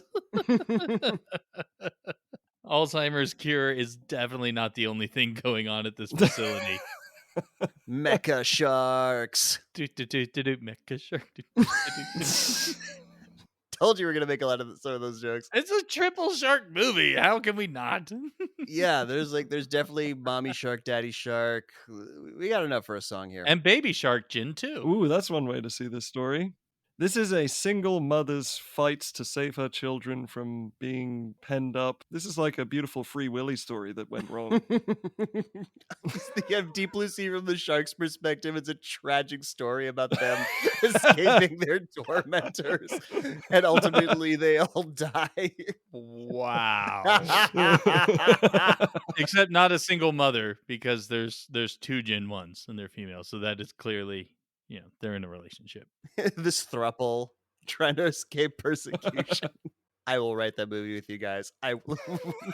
Definitely. So Samuel L. Jackson asks Susan, what the hell did they do to those sharks? And she has to admit that no shit, they violated the Harvard Compact. It's a real thing, we swear. And they genetically manipulated the sharks to make their brains bigger to harvest more protein complex. And I feel like they just could have gotten a lot more regular size sharks and just, got a little bit out of each of them until they got enough and not had mutant fucking monsters. But then we'd have way too many rich 20-somethings sailing the open seas with impunity, and we can't have that. Agreed. I also like the fact that, she's the only one who takes the blame when clearly the implication is that Skarsgård was involved. Oh, absolutely. There is not a chance that man was not involved with this. I mean, if you're peeing like that into the wind, you're definitely up to some fucking genetic shenanigans. She was definitely not the only one in this. There was definitely a conspiracy of silence going on. Oh, yeah. Yeah, and how the fuck does Jan not know? He's like, you stupid bitch. And it's like, bitch, you were there while all this was going on. Yes. Yes. I mean, I could understand if LL Cool J didn't know. And Thomas Jane could have some plausible deniability there. But when you're in the lab with them, nah, not buying it, Jen. Not buying it. We can now move on to the worst protagonist rant in movie history. Yeah, because Thomas Jane is super pissed because, she's still like at this point still trying to justify her actions by being like, well, think of all the people we'll save. And she's right. Yeah, she's fucking right. Mm-hmm. I mean, we're talking not just Alzheimer's, we're talking about all degenerative brain diseases that this fictional pill will cure. That the number of lives. And apparently, eventually, cancer itself. Like, just because sharks don't get it in any form at all. I mean, yeah, this is the ultimate cure-all, and yes, it is worth 4 or 5 lives. Totally. I'm just gonna say it right now. Samuel L. Jackson is now like, all right, these sharks are thinking, and what does an 8,000-pound mako shark think about? And Thomas Jane's like, I'm not gonna wait around to find out. This fucking stupid question. I got answers. You've got answers to the 8,000. Flower petal mosaics. The duality of man. How many licks it takes to get to the center of a Tootsie Pop. These are the important questions that highly intelligent mako sharks would consider. Oh, man. So Michael Rappaport is like, hey, you see that? She screwed with the sharks, and now the sharks are screwing with us. And my note here is, thanks, Michael Rappaport, but we have been watching the movie. We get this. And I just have the circle of life. All right. So while we think about what 8,000-pound mako sharks think about, we're going to take a quick break. And we come back, we're going to break down the even more ridiculous second half of Deep Blue Sea. Hello there, and welcome to another episode of Millennial Rewind Science. My name is Dr. Gunther von Leberkäse. Fat butt. And this is my assistant, Bud. You have a big fat butt. Anyway, today we are going to talk about the oldest creatures on Earth, the shark. Single-cell organisms predate sharks by millions of years. And their brains, they never degenerate, meaning they keep their mental abilities well into the old age. There's more evidence for 9/11 being an inside job. Will you be quiet? And perhaps the most amazing fact about sharks is that they never get cancer. Bullshit. You got your PhD from a box of Cracker Jack. It was the University of Kruger-Jacques, and my degree is very, very real. Thank you very much. Doesn't mean shit if you think the shark science in Deep Blue Sea is real. You know what? I don't have to take this. It is my show, and I am leaving. Auf Wiedersehen. The show is mine. The show is mine. Today we're going to make the perfect omelet using 2 eggs, not 3. You must absolutely utilize the milk. Amateurs add milk for density. This is a mistake. I make no apologies.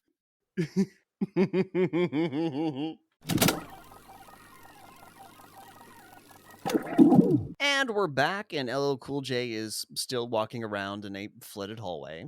And a Playboy floats by, and that increases his will to live, and that tracks. One of the sharks that slipped into the facility appears down the hall behind him. Don't these things swim like 50, 60 feet per second? And wouldn't that mean that LL Cool J gets munched in like literal seconds? Yes. Yes, they literally make a point of how fast sharks are. This is the point where LL Cool J has a tragic death. Yep. LL Cool J just dies here. I didn't remember that. Yeah, it's very strange. Especially considering that somehow these sharks fit in the hallways. Yes, the fucking size of these sharks is supremely inconsistent. Sometimes they're massive, and sometimes they're small enough to like go through these hallways. Like, what the fuck, movie? I also love that they are small enough to do the stealthy fin reveal in mid-thigh deep water. I think the dorsal fin is retractable. As good an explanation as any. LL Cool J ducks into, I guess, his kitchen, and He grabs a frying pan. I'm sorry, have you seen Tangled? Frying pan is absolutely the ultimate in weapons technology. The ultimate weapon, yeah. But I just, because we're stealing from all of Steven Spielberg's movies, we just throw Raiders of the Lost Ark in there, Just hiding behind the door with a frying pan. oh yes. Marianne market scene, frying pan. Oh, yes. You don't see it until after the guy gets conked and she runs out with the front. Also, in his kitchen, like there's this glass wall that he sees the shark swimming down another hallway in. Like, what the fuck is this glass wall?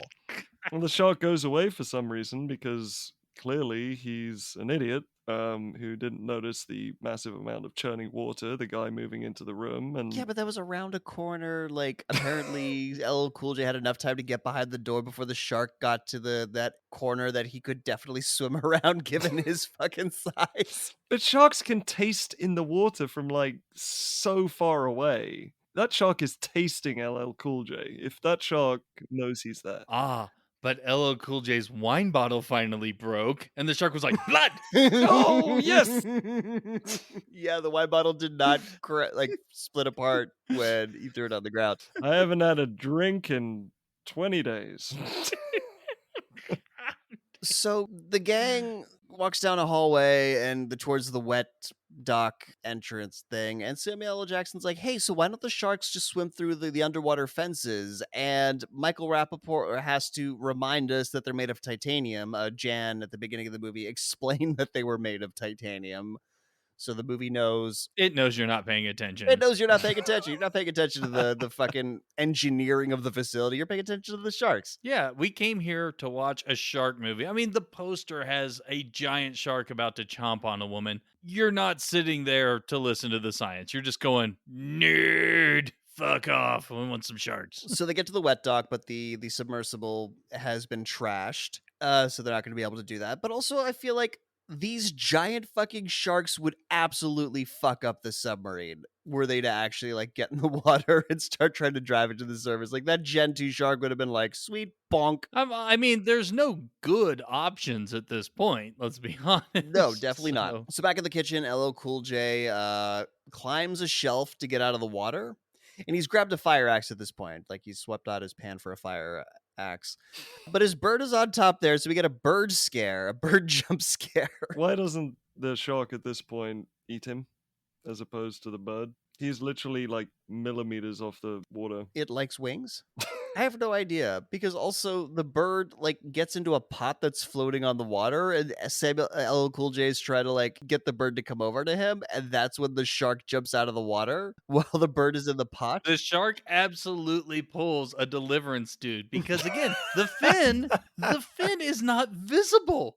There is nothing there at all. And then the shark comes up like this thing is 50, 60 feet deep and it's swimming straight up towards the surface is the way this thing takes out the goddamn bird. It's beautiful. Just another reaching hand, just to add that to your list of reaching Oh hands. yeah. Yeah, to get the bird. God yeah. reaching out to David, yeah, or something. Constantly. So you said that this was a real bird, right? This was an untrained bird. Did they kill this bird? I don't think so. Jesus. Because this bird, like, you see a flapping thing get chomped by this fucking shark. I thought that was good CGI. Was it CGI? It looked really real. I say no, I think it was just a really good effect. Yeah. Okay, it looked real to me, but LL Cool J falls back on this shelf, and we see him crash on the shelf underwater. And this is the first time I'm like, did they get a white guy to do LL Cool J stunts here? It really looked like they got a bald white guy. Well, anyways, LL Cool J swims across the kitchen and hides in an oven, and the shark starts attacking the oven door. Back in the wet dock, Michael Rappaport tells Samuel L. Jackson that an explosion couldn't have knocked the sub down. So what do you think knocked the sub down, Michael Rappaport? Do you think a shark just jumped out and fucking like knocked it off? Like, what the fuck? What other possible explanation could there be? In this facility that's sinking and falling apart and like shaking on a regular basis. Like, holy fuck. So Jan she's kind of like hysterical at this point. She's kind of given up and she's like, well, we might as well just all dive in and try and swim up. How about you, Susan? You go first. Fuck you. And Samuel Jackson tells them that they should at least put the wetsuits on to prevent hypothermia, because Michael Rappaport's like, no fucking way, man. You go, you swim there. Cut to LL Cool J fighting for his life in an oven. Because the shark turns the oven on. That's the thing. It's ambiguous whether or not that was intentional. You think it was intentional? It could have been that the shark bumped into it, but the fact that they know about disabling cameras leads me to believe that it understands that this is a gas stove and that it can poison LL Cool J. to try and get him to jump out of the door so it can eat him. I love the idea that these sharks are actually gourmet chefs themselves, and they're trying to cook up a perfect human with the right wine, the right. Yes, he's already partially marinated himself on the inside, at least. Because we know they go for wine and he's been drinking. Oh my God, this is. Cook au vin. I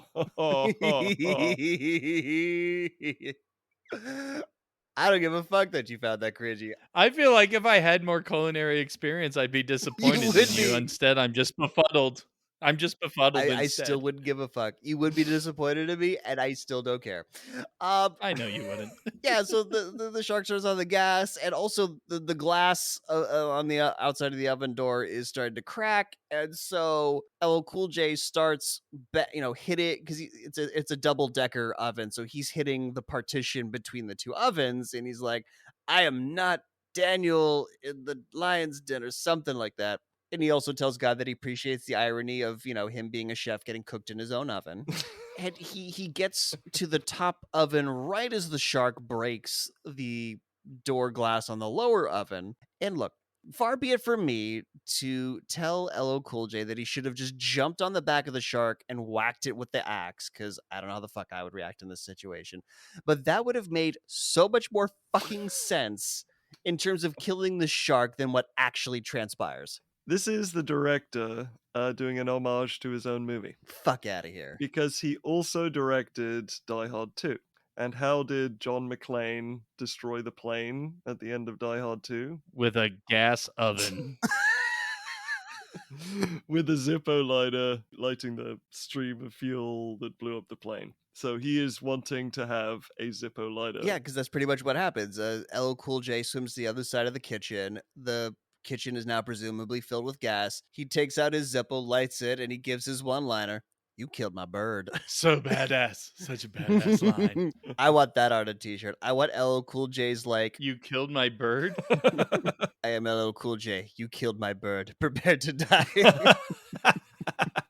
And so he throws the Zippo into the gas-filled kitchen, and he just lucks out because at the correct moment, the shark takes its head out of the water as the place explodes. That's what kills it. Had he not done it, all this would have been for nothing. He had enough time to run to the end of the room in waist-height water, which is hard to do, and this shark couldn't get to him. We've already established that it would be perfectly capable to back itself out of the oven instead of having to, do a lap in this, 10 by 8 kitchen? What the fuck? That's what it is. The shark had to do the Austin Powers U-turn to get facing the proper direction to go after him again. It's making the beeping noises while it does it. Well, I was just gonna say that this was the moment where the movie took an odd turn because the explosion ruptured the entire side of the facility. It all flooded in and they all drowned. And the movie ended. I would contest the point that a simple gas oven could do that, but what the hell? A fucking stretcher destroyed the deep sea, window. Thrown underwater. Yeah. Yep. With the worst possible angle, trajectory, and everything for it to move unimpeded. It's just going flat.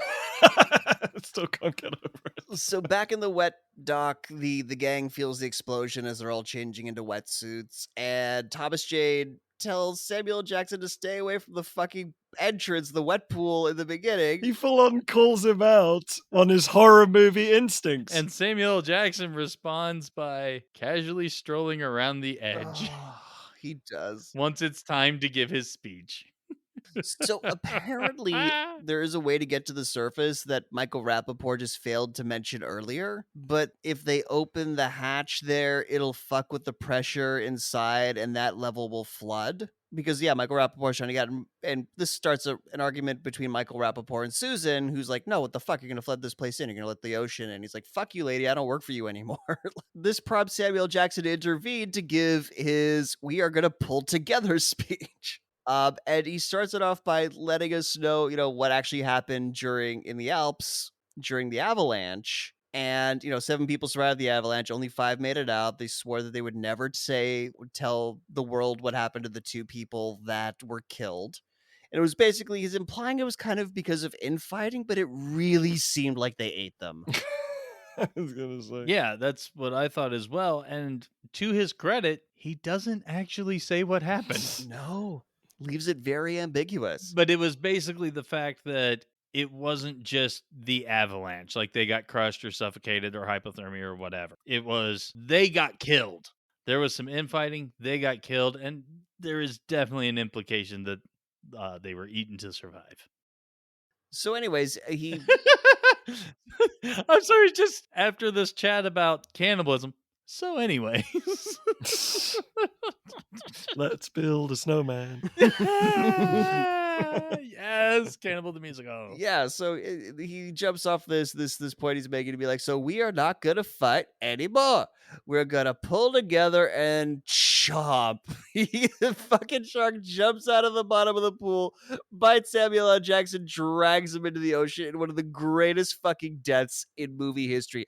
This was so startling and unexpected. I nearly had a heart attack when I first saw it. It definitely got me, but it's still so pointless. Just rewatching it, I had a bit of a chuckle because I had flashbacks of Toy Story, and I thought the shark would come out with a cowboy hat and say, "Look, I'm Woody. Howdy, howdy, howdy." Wow.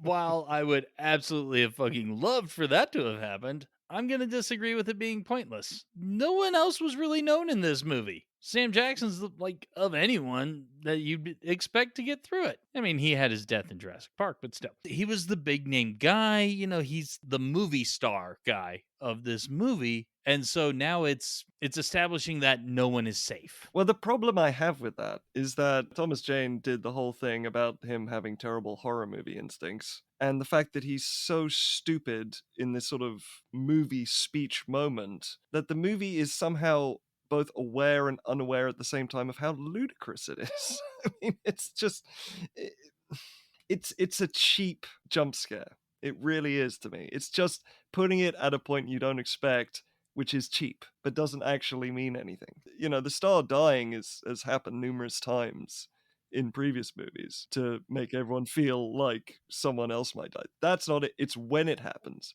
It's because it happens during the speech that makes it so surprising. What makes it pointless to me is the fact that you have the horror movie instinct moment followed by the horror movie cliche. So it just feels like a complete phone in. I would chalk that up to maybe not being effective, but that's different from pointless.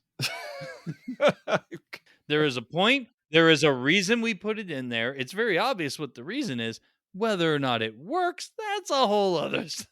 Okay, maybe pointless is the wrong word, but I'm Okay. going to say it's still stupid. Oh yeah, yes, it is stupid. That was my sticking point. Was just word usage. And entertaining as hell, though. And because this movie's ripped off enough of Jurassic Park as it is, it's moved on to the sequel and it rips off The Lost World because now the 2 sharks tear him in half underwater and they both eat half a Samuel L. Jackson. I was gonna ask, can you rip off Jurassic Park enough? But you made a beautiful point. Thank you. I mean, Samuel L. Jackson is a metaphor for how this movie treated Jurassic Park. It's just tearing it up into pieces.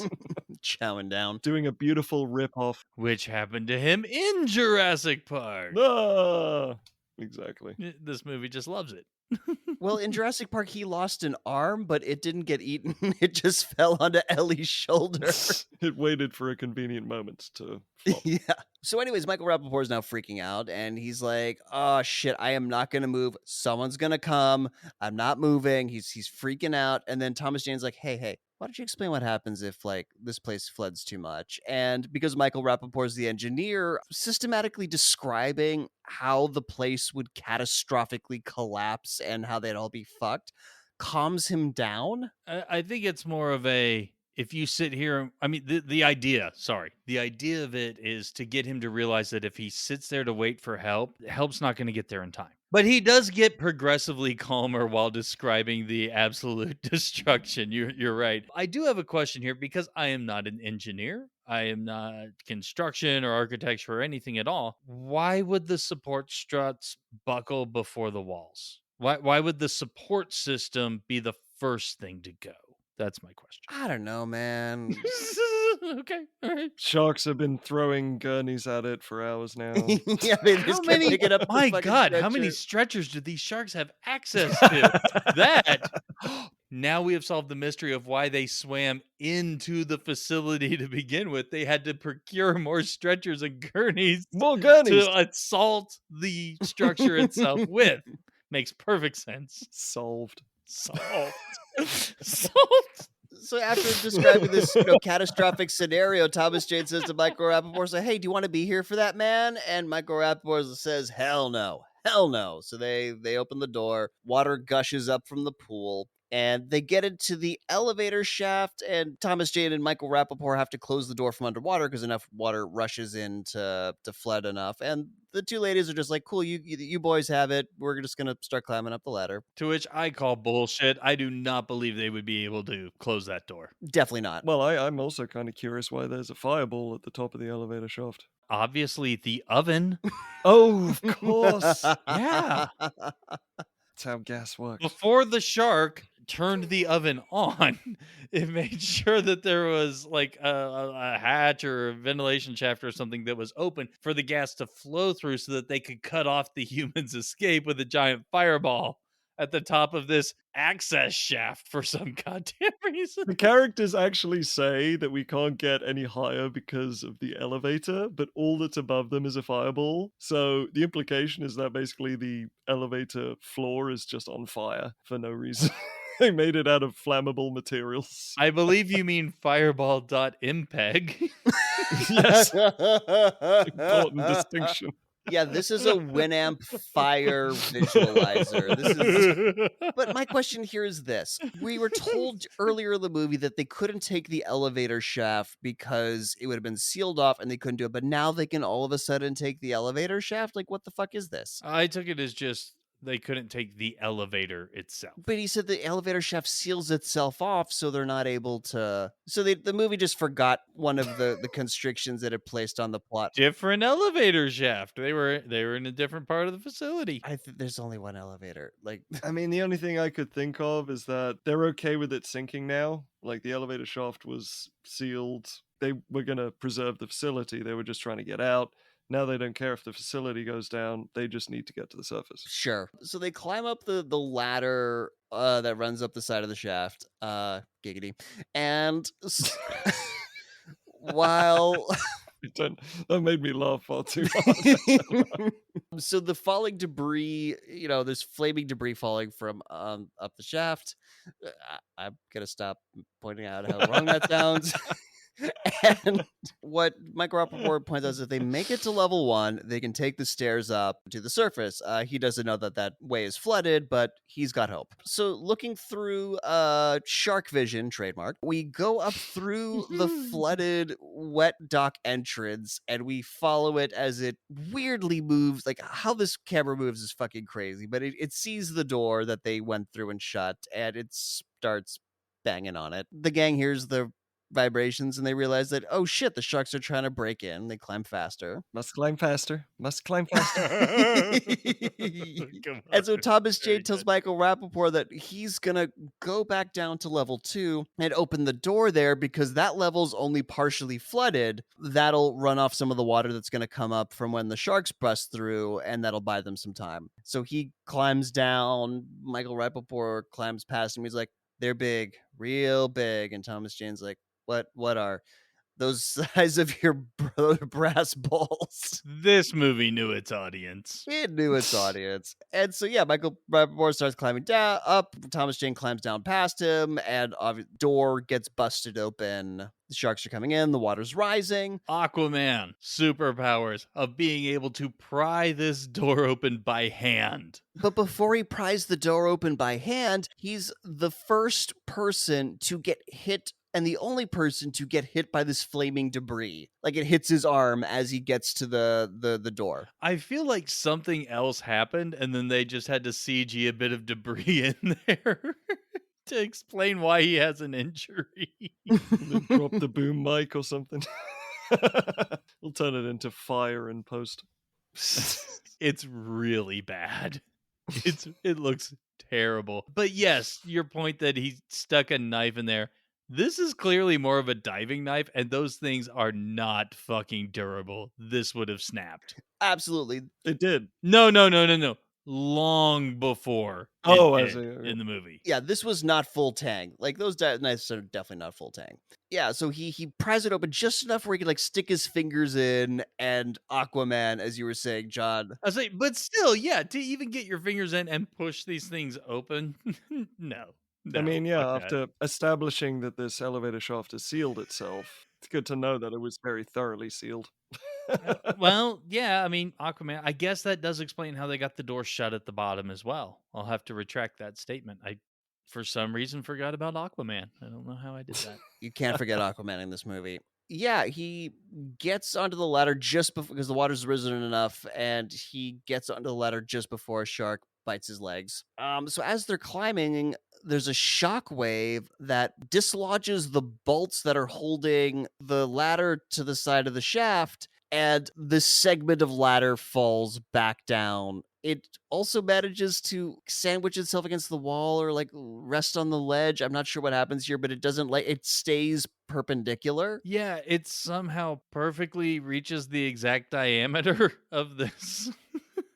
And this is empty entirely shaft. so that one character can fall off and another character can do a reachy hand. Yeah, this was my big cliffhanger moment. This is where I really recognized it because Thomas Jane has to hang by his legs, to reach down, and it's very much a similar pose. Yeah, he's trying to get Jan, who's fallen down, and she's doing the "I don't want to die, Carter, help me," because Thomas Jane's character's name's Carter. Jan gets pulled under, and then we get this like shark jumping up with her in the shark's mouth, and Yeah, the shark breaches for no reason, except for drama. Oh, but it was amazing. I loved this moment. I expected the shark to jump up at him, or while he's like she goes down, and while he's reaching, I just expected the water to go red and then the shark to jump up. But instead it comes up with her in its mouth and blood spraying everywhere and everyone's freaking the hell out, and it's wonderful. It's amazing. Hell yeah, I love this death. but she still gets like dragged under, and there's red in the water, and that all does happen. Yeah. Oh yeah, you get that in the after effects. Yeah. So Thomas Jane's like, "Hey, Michael Rappaport, can you reach the door on the level above us?" And it's too high, and they hear these noises coming from the door, and like, "Oh fuck, that's flooded too. We're so boned." But it's actually LL Cool J. So there's a nice little surprise for him. What the fuck is this character doing in this movie? I just don't get it. Okay, now's the time to bring this up, because this character, LL Cool J's character, has had no fucking history that we are aware of established with any character. He has only interacted with a character that wasn't Samuel L. Jackson once in this movie up until this point, and that was to flip off Brenda because he didn't like the song she was playing at Susan's birthday party. That is it. Other than that, LL Cool J has existed in a fucking N-Bird. But other than that, LL Cool J has existed in a vacuum. Which they broke the seal when they went into the shaft. It doesn't get old, actually, now that I think about it. Make all the Shaft jokes. So yeah, LL Cool J gets some bed sheets and ties them together and helps them get up. And LL Cool J tells them that they're lucky they came up on this side because on the other side, it's flooded. And it's very good too, because by the time he pulls the sheets up, the water level's risen to the level of the collapsed ladder. So Cool J tells them that the stairway that they thought they were going to take to the surface is flooded. We as the audience already know this. And Michael Rappaport yells at God to give them a break, and the facility immediately shudders. So God is a character in this movie? Well, yeah, he tells you when you should start and stop drinking, and then he sends you soft porn to motivate you. So if the magazine had floated by again, would he have given up? That's a sign to just stop masturbating in the water. Saltwater lube? I don't think that's a good idea. I was like, yeah, being inundated with salt water, how is that not a sign you should start masturbating? I mean, if there was ever an appropriate time to abandon some children. Directly into the ocean. So LQJ tells Michael Rappaport that God always answers, but sometimes the answer you get isn't the answer you want. And religion, doing insane mental gymnastics to attribute random chance to a divine plan. But also prayer works. Well, apparently nobody was praying for the to not get killed by giant sharks in this movie because a lot of them got killed. So Thomas Jane remembers that there's an emergency hatch on this level, and that at this point there are only 60 feet below the surface. And Michael Rappaport goes back to one of the hotel maps and says they've got build pumps on this level that they use for storm runoff, and that if they can activate the backup generators, they can drain one whole level of this staircase. I am not going to make this make sense. I will not attribute brain cells to trying to make that fucking make sense, but that is what is conveyed from Michael Rappaport. I mean, it's okay. Their plan fails anyway. I just want to bask in weirdness of it. Storm runoff? At 60 feet under the ocean? Yes! What the fuck are you talking about storm runoff? That's what the pipe from your gutters does so that the water doesn't like ruin your fucking foundation or baseboards or something. That's what you do with storm runoff. Or you create like a sewer so it's not flooding the goddamn town.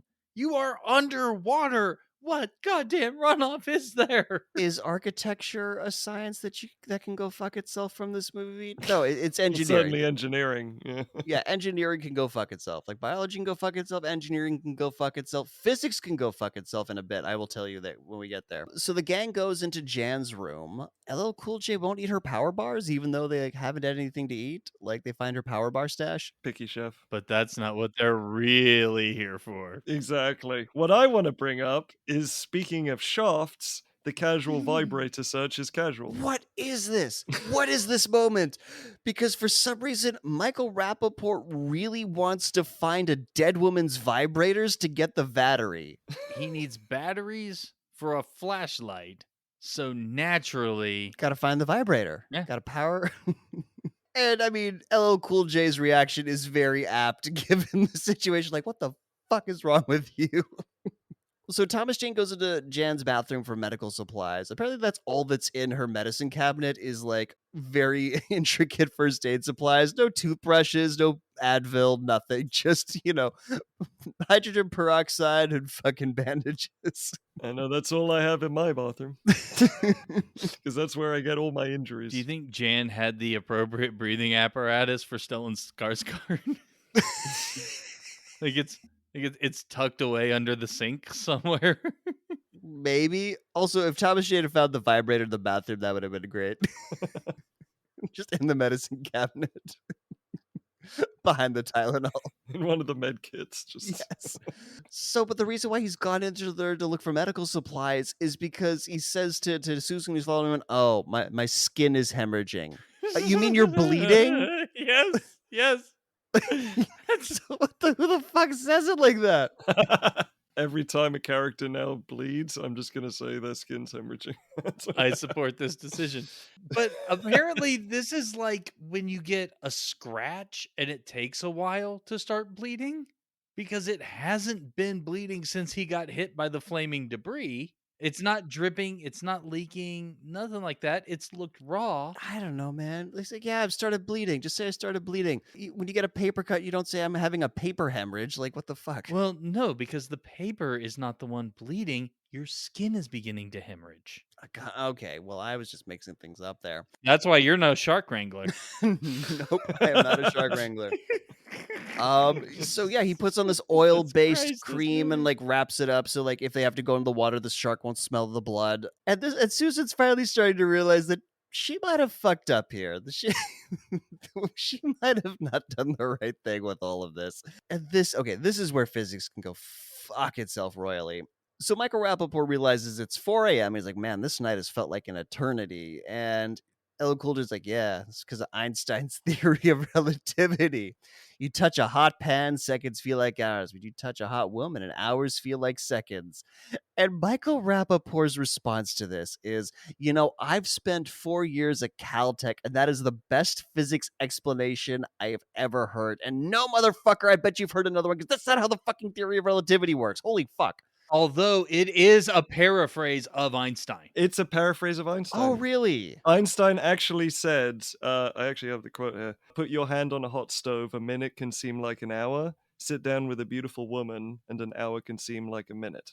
That's relativity. Okay, that's cool. That's his line. Now, the fact that the engineer who has studied physics and such has never heard a better explanation, that's questionable. But I was so amazed. I'm like, there's no fucking way Einstein said that. I'm like, no, this is a slight paraphrase. This is very dead on to an actual quote. It's It is. amazing.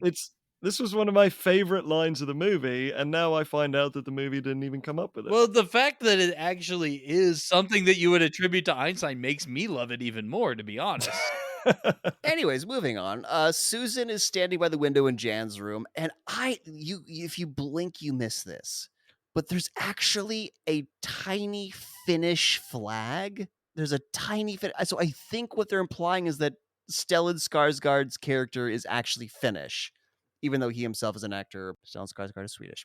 So yeah, because Jen and Stellan Skarsgård were dating, and I guess they shared a room or whatever. She had a room, and she had a Finnish flag because he's Finnish. They shared a room. Why would she have a vibrator? Because while he's Finnish, he couldn't finish her. Oh! I lined you up perfectly for that. The joke actually already popped in my head, and then you gave me a beautiful setup. Thank you, sir. You're welcome. So the plan is LL Cool J is going to stay with Susan, and Michael Rappaport and Thomas Jane are going to go to the wet lab to try and activate the generator. And my note here is, hello, JP, my old friend. I've come to steal your plot again. So Michael Rappaport and Thomas Jane go down to level 2 where the wet lab is, which still hasn't fully flooded somehow. Given that Thomas Jane had opened the door to let the runoff from the shaft go in there, but you think at this point that would have just been totally flooded. It's like an air pocket at the top. Yeah, no, because they're going down the hallway, using the pipes that run down the ceiling to kind of propel themselves forward. And yeah, there's enough room between the ceiling and the water where they can still breathe. It's possible. Unlikely given the circumstances. But they need it to be this way for the movie. And so they're kind of going down the hallway. And Michael Rappaport takes a moment to be like, you and the doc, huh? Getting kind of cozy. And I enjoyed this line. Thomas Jane asks him, they got a pill for what's wrong with you, Skoggs? Because Skoggs is Michael Rappaport's character. I'm absolutely going to use that in conversation someday. So Susan tells LL Cool J that she's going to get her research from her room, and LL Cool J is like, "Why are you going to risk your life? There's been so much death already, you know." And she says, "Well, look, without that research, all this death is going to be completely useless." And LL Cool J's line here is, "Death is always useless, Doctor." And my note here is, says the guy that believes the death of the only Son of God saved humanity from eternal damnation. I just simply wrote the quote and then, that is not true. Yeah, that is absolutely not true. I mean, I was just stuck on the fact that he says it's a bunch of numbers when it's clearly to save lives. Why is everyone being so oblivious to what their mission was in the first place? I went with just a more general biology take of through death, you support future life, whether that's, nutrition or making space in a population or whatever. And then also, will someone think of the necromancers? I mean, they're going to be out of a job if we don't have any death. Come on now. Exactly. How are you supposed to raise an undead horde if there's no dead people? Exactly. By the way, do they refer to like when they visit a graveyard or something? Would necromancers consider that an unboxing? Hey, everybody here. I'm at Janet's Yeah, grave. yeah, exactly. All right, here we are. I got a brand new unboxing, and then the paladin's just like, dude, not again.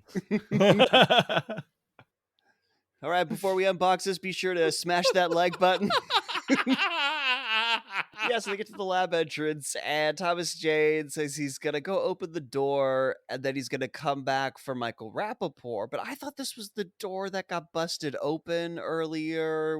So he dives down, and one of Thomas Jane's shoes is all the way untied. You see long ass shoelaces dragging behind him underwater. And we see a menacing fin coming down the corridor.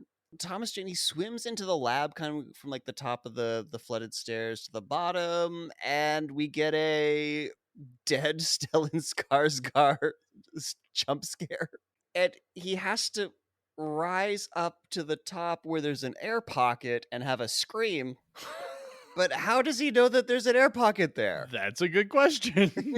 Aquaman powers. Oh, yeah. How could I have forgotten? Aquaman, of course. Then Michael Rappaport just pops up and joins him for the screaming. Just kind of like, oh, we're screaming now. Ah. Michael Rappaport is that guy who walks into a room and just starts laughing because everyone else is. Exactly. he wants to fit in with Thomas Jane.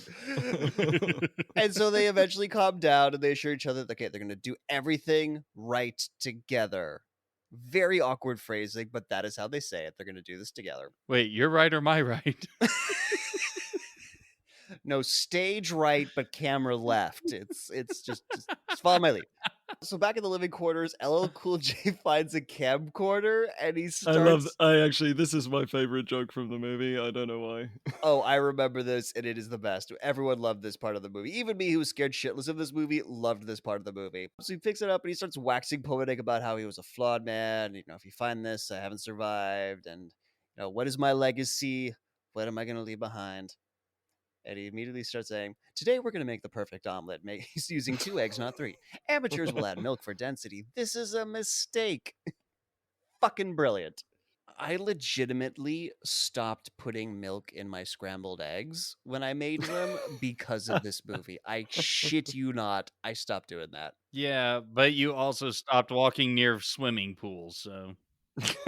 Look, you win some, you lose some. It's, you know. You a creme fraiche man now? No, I'm not Randy Marsh. Creme fraiche. Nah, sorry. As nice as this moment was, it made me think of playing BioShock and you're going through this leaky underwater city just finding audio logs all over the goddamn place. Is a shark not entitled to the sweat of his brow? Audience member, if you have not played the video game BioShock, do yourself a favor, stop the podcast. I know we're almost over here, but you need to go fucking play it in its entirety because it is a goddamn masterpiece. Anyway. A shark decides, a gurney obeys. I will have to say that, Nick, you've really got to stop telling our listeners to stop the podcast. I do. Okay, listener, scratch that. Finish listening to the podcast and then go play BioShock. Okay. Fixed it. Saved it. So in the flooded lab, Michael Rappaport and Thomas Jane are starting to move some lab equipment away from the generator switches that somehow still work despite having been submerged underwater for several hours. That's how electricity works. But does not conduct through salt water. You know, there's a whole theory as well that they built up. Oh, how they knew like how to funnel them to a place because they have like electro reset. Yeah, I came across that bullshit too. I was gonna say that they seem to know what this generator does because what happens next. And by bullshit, I just want to clarify that I mean, yeah, sure, maybe they can sense electrical impulses. I don't believe that means they can track people through a facility. That was also the explanation for why they ate Samuel L. Jackson, because they were able to realize that he was helping them calm down, and the sharks wanted these people in a heightened state of panic. Unbelievable. This guy who's basically trying to explain away all the criticisms for this movie. It's such a small life. This is Olympic level mental gymnastics from this particular fan base. Holy shit. So, yeah, they get the equipment off. Michael Rappaport switches the switches. He gives Thomas Jane a thumbs up, and a big fuck off shark comes up right behind him, bites him in half, and you see his leg twitching, doing a little leg twitch. Yeah, somehow Michael Rappaport Who works in an underwater station does not know appropriate hand signals for when you're That underwater. was what I was gonna say. Stealing my bloody note, John. Well, as the scuba certified member of the podcast, I don't know. I am not scuba certified, but I know that the proper hand signal is the circle for A-OK. which Thomas Jane does. Exactly. And thumbs up to go to the surface. Thumbs up is to ascend, thumbs down is to descend. Yeah. So the shark punishes him for his poor hand signaling. Yes, exactly. I would like to point out that I am also scuba certified. So No, you're not. I will literally whip out my certification. It's in my desk. That's not all he's gonna whip out. Listeners, you can't see this, but they're whipping out certifications right in front of the camera right now, and it's really, Actually, I am. There it really is. pretty. Ah! I dropped it. I dropped my certification. Thomas Jane swims up, has another scream, or like he breathes. Then he goes back down. And instead of going out the way he came in, there's a door next to the electrical panel. Oh, also Michael Rappaport gets like smushed into the panel, so I guess they fucked up something. I don't know. Right, and the shark uses its time-honored weapon, a human body. Which, as we know, is incredibly hydrodynamic, especially Well, when especially when strapped to a stretcher. If these sharks were genuinely smart, they'd be using tools. Not one of them uses a tool. They recognize thumbs and know proper usage as established, but As established. they don't have them themselves to operate tools. Because we know they can remain stationary, no We've problem. established that they can hold a gurney in their mouths and use it to smash something. True. So get a stick and whack. I'm just trying to picture like wire or bolt cutters in those teeth, like to snip through the fencing. See, I imagine them like bringing their fins around and just like pushing them together. Well, if it's more like snips, yeah, there'd be those little, there's a little round hole like where your fingers would go, and so they could get their fins in there, sure. But like a bolt cutter wouldn't work. Anyways, so shark shenanigans in our minds aside, there's a door next to the electrical panel that Thomas Jane just knows that he can unlock, and there's no flooding in there. Why doesn't the shark eat him in all this time? Yeah, the shark, like, that's the other cool thing. The shark is right behind it. Just pieces out. Yeah, it like whiffs trying to bite Thomas Jane. It just like, I don't know, had a food coma moment after eating Michael Rappaport, like lost its bearings. Yeah, I had two responses. One was what Nick just said. Michael Rappaport is incredibly satiating.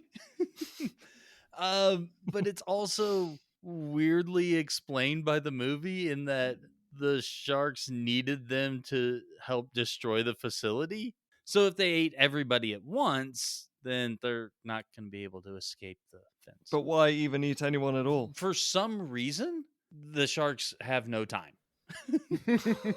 And they need the people to hurry to these specific places to aid them in destroying this place. I'm not saying it's making sense. They do okay? spend a ludicrous amount of time waiting stealthily for human beings in this movie. Yes, they do. In mid-thigh depth water. No, you see, what happened is they took notes of the timing, so they knew that when the boat was away, they only had a certain amount of time to bring the place down before the boat came back. Also, they must have gotten like a set of schematics for this fucking facility to know exactly where they needed to flood it to bring it down. Dude, they read the maps. What do you think they were doing previously with those giant windows? They've been scanning camera footage for weeks. I mean, exactly. What about this is not making sense? I just like to think of them Seriously. like at the bottom of like one of their pens on a desk with a desk lamp, just got like a blueprint just on this table underwater, like going through it. They got to have those little green accountant visors on. Yes, they do. Those things that no one ever wears. So back in the living quarters, Susan nervously steps down into her partially flooded room and locks the door behind her just in case. Pinning that. Oh my Oh my god! I love this entire scene. Well, hang on, we're almost so TJ makes it back to Thomas J makes it back to the elevator shaft. Jake helps him come out. Whatever. Finds out that Michael Eh. Rappaport died. Whatever. But the line here is great because he said, like, I'm done. Brothers don't ever make it out of situations like this, ever. And my note here is Samuel L. Jackson made it out of the avalanche. Also, how many times do situations like this ever come It's up? like, no. Specific situations like this. The former submarine refueling station that has been repurposed to You see what I mean? enhance shark brains to cure mental illnesses is starting to flood. Brothers never make it out of that, man. The only reason Thomas Jane and LL Cool J survive is they both realize they're in a horror movie. I swear. Step away from the pool. Brothers don't survive this. Genre awareness. Okay, got it. So back in Susan's room, she takes the key off her necklace that we saw her put on earlier. So, like I said, Chekhov's key on a necklace. And she opens her locker and she finds the disc with her research on it safe because she's put it in a watertight plastic pouch. And we get an amazing false scare here. Because you see this fucking shark fin right behind her. She turns around, screams, and it's the model that she was practicing on earlier in the movie. That's fucking great. That's a good false scare. I thought it was very mediocre. Well, I will enjoy my enjoyment, and you can enjoy your not enjoyment. You enjoy not enjoying things. Yeah. Not sure you quite get that, Nick. That's not how it works. And then we see the actual shark fin come up, and what? How did... I don't think this is even thigh deep water at this point. It's not even thigh deep water, but also she closed the door. Yes. This shark must have wandered in and fallen asleep in the corner of her room. It's the only explanation I can come up These with. sharks had to have once belonged to the Deliverance dudes. I mean, there's no other way. There is no other way. Yeah, just taking it out like, oh, man. Again, another thing that sharks absolutely totally do is lay still and sleep. Just imagine him under the water. He's like pulled up like her bed sheet that's been submerged, like, getting cozy in the corner. He wouldn't have had to snooze if he was in Jan's room. I mean, there's always something to do in there. So, And actually, since he is actually a she, would have really liked the vibrator. oh, that's true. I'm sorry. But shark. yeah, the shark went in there, the shark stayed there, the shark decided to be silent and hide. What the fuck? Just none of that makes sense. I feel like it followed her. Even though we see her walking downstairs into the water, I feel the shark followed her down the corridor and was able to slip in before the door locked. Took a deep breath, just walked in between a few It corridors. took a deep breath. Walking on its tail like Jabberjaw. Anyways, she has to get on top of a shelf to get out of the water, but she drops her disc and tries to reach out for it, but the shark jumps out of the water and doesn't bite her hand. She manages to get it out of the way in time. More reaching. A lot of Quicker reaching. than a bird taking flight. But yeah, so she sees there's this really thick cable going over to one of the lights in the room. Like, seems like an excessively thick cable, given that it's like 160-watt bulb in this fucking thing.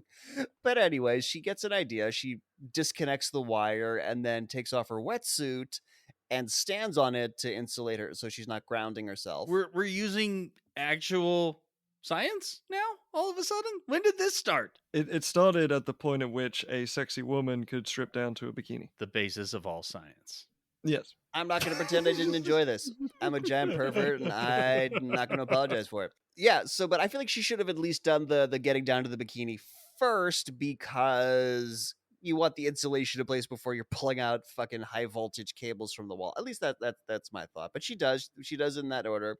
So she takes the cable in her hand, and the shark jumps up, and she chucks the cable in its mouth, electrocutes it, but she also destroys the disc in the water. So it was all for nothing.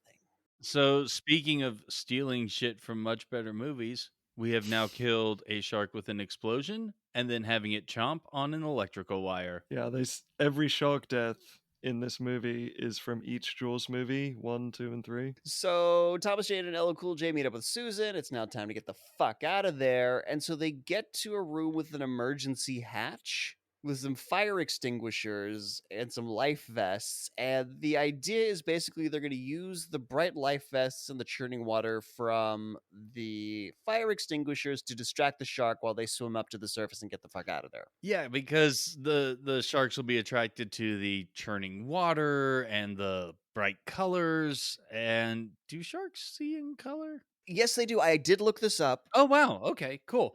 But again, they can't smell and track prey. No, they can't, but they are attracted to bright colors. This is a correct shark fact. I could not see anything about being attracted to churning water.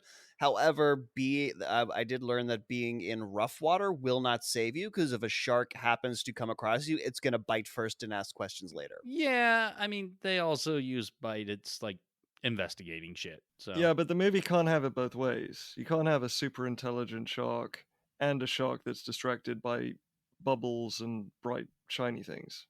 You can't have it both ways, I'm sorry. Well, this movie certainly thinks it can. I know lots of smart people that get easily distracted. Yeah, this movie has a shark that has like studied the finer points of human engineering, but also goes after shiny I was things. like, but also, so- ooh, shiny. Exactly. LL Cool J is like, hey, why can't we have life vests? And fucking Thomas Jane says, no, it's going to bring you up to the surface too fast and your lungs are going to pop. You're not going to be able to breathe out too fast. And I was like, also, bullshit. not true. You might go up too fast where you can wind up having some trouble, but if you're risking getting eaten by a shark, Yeah, they're deep enough where like they're already like they're gonna probably get the bends anyway, just how they're ascending normally. yeah, because they're trying to go like 60 feet still. You're still at a level where you need to depressurize. Also, like they're going to like from like regular room pressure to like high pressure really fast versus like going progressively further down. Is that a thing that they need to be worried about or not when they equalize the pressure? No, I don't. That's not so much of a thing. The whole idea with taking your time going up is that your body's gotten saturated with the compressed air. So what happens when there's less pressure outside of you is it starts to separate out from your tissues. That's the problem with the bends. But yeah, so they're gonna be risking the bends anyway, given how fast they're gonna be ascending. Put a fucking life vest on. Just breathe out faster as you ascend. Like fuck off. Like no, this is to make it them swim slower and make this scene more tense. But it's okay, Nick, because then we get something that I know you love, which is a really sweet prayer moment between all three of them. Oh god. I So here's the thing. I can at least appreciate someone dropping like badass motherfucker in their prayer. Yeah, they all clasp hands as they're flooding the room to equalize it, and like LL Cool J starts saying that, yay, though I walk through the valley of the shadow of death. I remember like watching this as a kid, and I was a Christian as a kid, so I thought this was badass, but as a, atheist now, I'm like, it doesn't move me. So yeah, the room floods, they all take a deep breath, they pop the emergency hatch, throw out the distraction extinguishers and starts swimming up. Shark shows up pretty quickly, bites one of them. They all get to the surface. And I think LL Cool J was just way too close to one that floated all the way up because he gets bitten in the leg. and he actually gets bitten in half immediately, just like Skoggs did. It definitely appears that way. Yeah, like every other character that's died in this fucking movie. Except Skarsgård. He got windowed. Yeah, he got windowed to death. I just love the idea that the coroner's report, thrown through window by shark, cause of death. We refer to that as incomplete defenestration. We, as if I'm a coroner, but fucking. I officially designate you as Millennial Rewind's official coroner. Fuck yes! And now for my latest unbagging. But of course, LL Cool J isn't dead. He's his skin is just hemorrhaging. Oh, yes!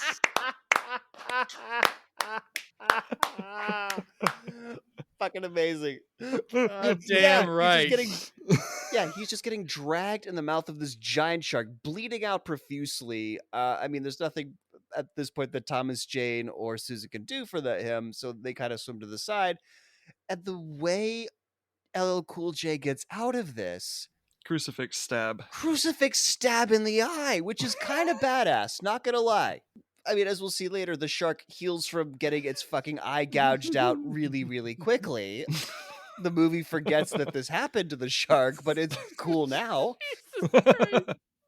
Seriously, Jesus Christ. Yeah. So yeah, the shark lets him go, and Thomas Jane dives in, pulls him out of the water, drags him to safety, and it's really, really lucky that despite the typhoon and the massive fucking explosion on the surface, there's a first aid kit, an unharmed first aid kit for Susan to patch up LL Cool J. Level design for the surface was very helpful. And so while she's patching him up, LL Cool J says to Susan, "It's the devil, and nope, it's a shark. It's not the devil."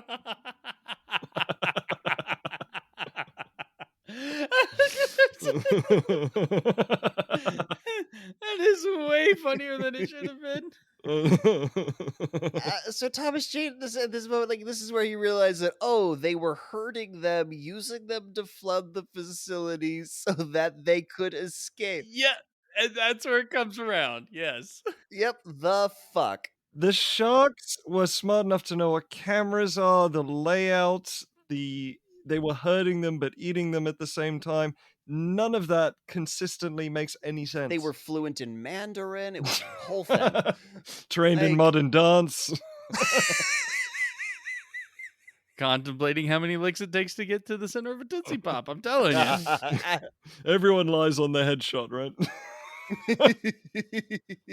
On their resume, yeah. So Thomas J notices that the above a section of the above water fence is now submerged mostly below, and he's like, "Oh fuck! Only the fences that were below the water are made of titanium. It's the fences above water only made of steel. So this shark is gonna break out." And my note here is, and because the fence is really, really flimsy compared to these solid steel doors that this shark was crashing through earlier, it immediately escaped, and there was nothing that Susan and TJ could do about it. I'm sorry. We know that these sharks can breach. Who else was disappointed they didn't just free willy the fence at this point? Why didn't they free Willy the hell out of that? Nick is raising his hand like he's me in grade school / Hermione. So, yeah. Yes, me. I'm incredibly disappointed we didn't see Free Sharky here. I think you mean freeing the devil, because it's the devil. Free Satan. I'll take it. We have a hell of a time around here. Ah, So, oh, waka waka. So Susan says, "Well, we have to kill her," and Thomas Jane says, "Well, that's the first smart thing you've said all day." No, it's not. No, it isn't. No, she said a lot of smart things about, saving humanity from the horrors of fucking degenerative brain disease, but fuck that, I guess. Yeah. It wasn't just this first aid kit that survived this, Hiroshima-esque explosion. The arsenal did. The little arsenal cubby. So Thomas J could get out his harpoon gun from earlier, as well as several flares and a boat battery, because those are things that logically get stored together. And so what he does is he takes the flares, twists them open, and he loads them into the harpoons and then rigs them up to a wire, because what he's going to do is shoot the harpoon into the shark. And then when he does that, Susan is supposed to complete the circuit with the boat battery, and that will ignite the flare powder that he's put in the harpoon and blow it up. MacGyver. Yeah, he MacGyvers some dynamite. Yeah, he Sharkgivers the shit out of this. Day one at shark wrangling school, you gotta learn. Gotta learn how to make an explosive harpoon with flares. Yeah. Oh, no. Come on. That is at least after you've passed your 6-month evaluation. First, we got to make sure that you can somersault out of the path of a fucking shark. So while the surviving shark is struggling slightly with this really flimsy steel fence, Thomas Jane like runs across one of the walkways and tries to, get a bead on this shark, but it is way too far away. He's like, "Ah, fuck, I can't get a bead on her." Susan decides that she's gonna use herself as bait to get the shark back, to lure the shark. So she cuts her hand open with a rusty piece of metal to release all the delicious raspberry jam in her hand. I so wanted her to crack open a bottle of wine at this point. I really. Yeah, she forcibly hemorrhages her skin. And instead of pulling, like a Michelle Rodriguez in Resident Evil and just, squeezing it and dripping it down, decides to go for a swim. She just has to go for a swim. And okay, so this is the point where we should probably bring this up if we haven't already. But the original ending of the film, she survived. There's a behind the scenes thing on the Wikipedia where she's kissing Thomas Jane because they get together because 90s movie.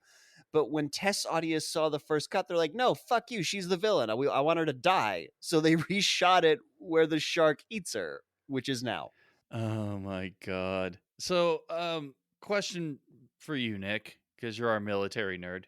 When they were ascending with with the decoy life vest and even at times here, what jet sound are these sharks making? Are they making jet sounds? It sounded like jet noise or something. They have some amazing whooshing sounds as they rocket through the water. I did not hear any jet Aw. sounds, and I'm a military nerd, but I'm not. I can identify jet engines by sound. Military nerd. I'm not that The good. sharks have been consistently roaring throughout the entire movie. Oh, for sure. Maybe that was it. Maybe it was their roaring, like kind of the way a siren will raise and lower its pitch as it passes you. That could be it. Exactly. The shark roars. She has to deliver a come to mama cliche. Yes, she does. But the line preceding the "come to mama" cliche is, "She may be the smartest animal in the world, but she's still just an animal." I have that exact quote written as well, followed by bullshit. Because we established that they can't smell. They'll mistake wine for it on sight, and they get distracted by shinies. They do.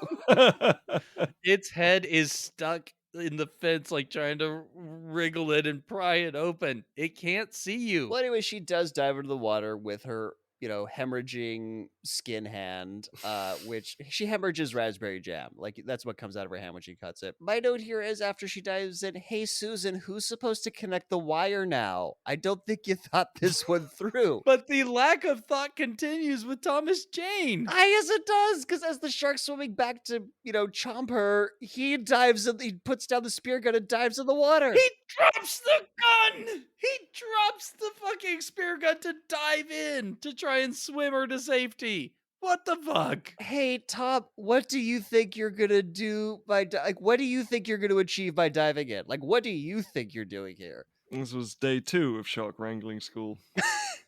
Immediately panic. So yeah, Susan gets munched. She gets munched in half, as is tradition. And here's the thing: at this point, this shark has eaten Samuel L. Jackson. It's eaten Michael Rappaport. It's had an arm. It's had an arm. I don't know. When does this shark get full? Like, I can see, like when does it just like kill someone and then leave it because it's had enough? Or is it like a shark Roman, like goes to the vomitorium, like off camera, it just puts its fin down its throat, like vomits up the previous human so it has room for the next human? Everything about this shark is enhanced, including its metabolism. The shitting was off screen.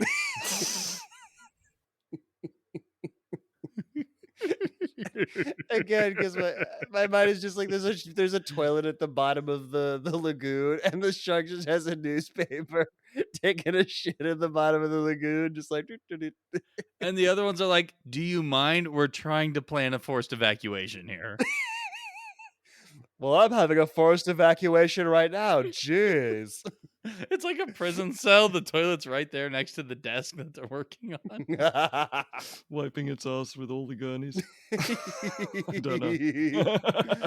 So yep, Susan gets munched. And this is bullshit because the shark now goes after Thomas Jane, and he just fucking ninja rolls over the fucking nose onto the back and grabs the dorsal fin. He pulls a fucking underwater somersault faster than a shark can swim. That is absolute bullshit. I don't care how Aquaman you are. That is some bullshit.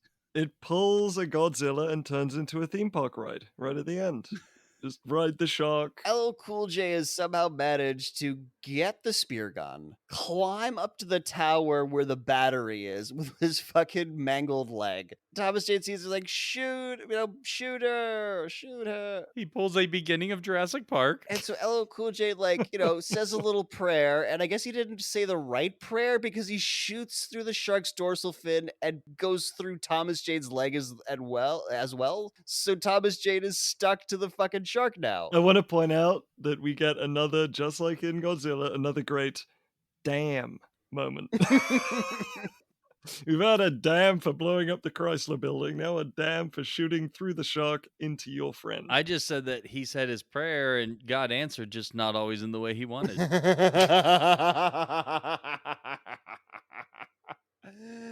Too fucking shay. And so right before he gets dragged into the water, he tells LL Cool J to blow it. So yeah, so the wire is next to the batteries unspooling, and LL Cool J is kind of turning like, oh fuck, do I kill my friend? How much do I let this go out? There is no way that cable did not run out before he decided to actually do something. Not at all, because the shark eventually busts through the fence underwater. Finally, tears through Thomas Jane's leg. Like, holy fuck, this must have been painful. And starts swimming out to sea, like hundreds upon hundreds of feet away from where this wire spool originated from. And by the way, dear listener, this is not a wire spool as in like on a spool. It's just a small coiled pile on the ground. Yeah, I'm making it sound way more like there's way more wire than there actually is. The winch, the helicopter winch had more cable than this thing. At some point, it's about to run out, so LL Cool J completes the circuit, just like lightly taps it. Like, that's apparently enough to set off the fucking explosion. Yeah, you just got to make the connection to a single terminal. Don't complete the circuit, just a single terminal. It's a little. That's enough. Blows up the shark, and massive explosion, chunks flying through the air, and LL Cool J is like, yeah, and then he's like, oh fuck, I probably just killed my friend. But nope, Thomas Jane pops out of the water, so that's nice. And LL Cool J's line, he's like, hey Carter, bring me some sushi. And Thomas Jane laughs instead of saying, you're the goddamn chef. You make the fucking sushi. LL Cool J goes down to like one of the crosswalk, whatever ramps, and helps Thomas Jane get out of the water. The crosswalk? It's been a long episode. And Thomas Jane looks to it and rightfully says, 45-foot shark, and you hit me. And LL Cool J's like, there were just 3 sharks, right? We got all the sharks. The boat with the next shift comes up, and Thomas Jane's like, I don't know, man, I quit this job. I think this job just quit you, my dude. Yeah, they tried to pull the Mr. Hammond, I'm not endorsing your park, but there's no job there to be had. You're a shark wrangler. You killed all the sharks. There are no sharks to be wrangled. That's a couple of points off your resume. What happened to the sharks in your last job? Well, one got electrocuted, the other got blown up. What happened to the sharks you wrangled? Impromptu detonation. LL Cool J's response to this, he's like lying back in just like absolute fucking exasperation. He's like, take me back to the ghetto. To which Thomas Jane replies, amen. Did Thomas Jane grow up in the ghetto? I mean, it's cool if he did, but given that he's a white guy, that is highly unlikely. I'm sorry, how unfamiliar are you with Aquaman's tragic backstory of being an inner city youth? Well, anyways, LL Cool J raps us out, something about his hat being a shark fin, and Akiva Goldsman, who wrote Batman and Robin, was a producer on this. You're surprised? I'm not, but I think it was just a nice little button to the end of this movie. And that was Deep Blue Sea. But before we go, as millennials, we know that every movie and TV show has a moral. So, Jules, what did you learn today? And I can get away with copyright infringement. Yes, you can. Oh, and John, what'd you learn? I learned the optimal positioning and trajectory for smashing an underwater window. And I learned that you should never try to cure Alzheimer's because then you're the bad guy. Or girl. You could be a bad Or girl, you're the bad Yeah, girl. you could be a Or bad just gal. bad person. And before we go, we need to tell you what we're doing next time. So, John, what do the folks at home have to look forward to? Oh, another cherished classic that's probably part of their childhood. We're leaving all this highfalutin scientific bullshit into the land of make-believe with Shrek. And you got a enchanting review to get us all sparkly for that. No, but I do have a review from someone who is definitely awesome at parties. Okay. Fiona was the only good part about this movie. Donkey was a grating plot device, and the humor was lame. That's it. That's the whole review. This was given a rating of 2 out of 10. Shrek 2 got a 0. By the way, Toy Story also got a 0 from this reviewer, and Batman and Robin, a 7. Oh dear. Oh God, I do not want to meet this person. You know they're great at parties. And that's our show. If you liked it, please subscribe. If you loved it, please share it with all your friends. And whether you liked it or loved it, we'd appreciate it if you gave us a 5-star rating on Apple Podcasts or wherever you can to help others find us. Also, be sure to like our Facebook page and follow us on Twitter and Instagram. Links to all of that are in the show notes. Thanks for listening, and we'll see you next time for another episode of Millennial Rewind.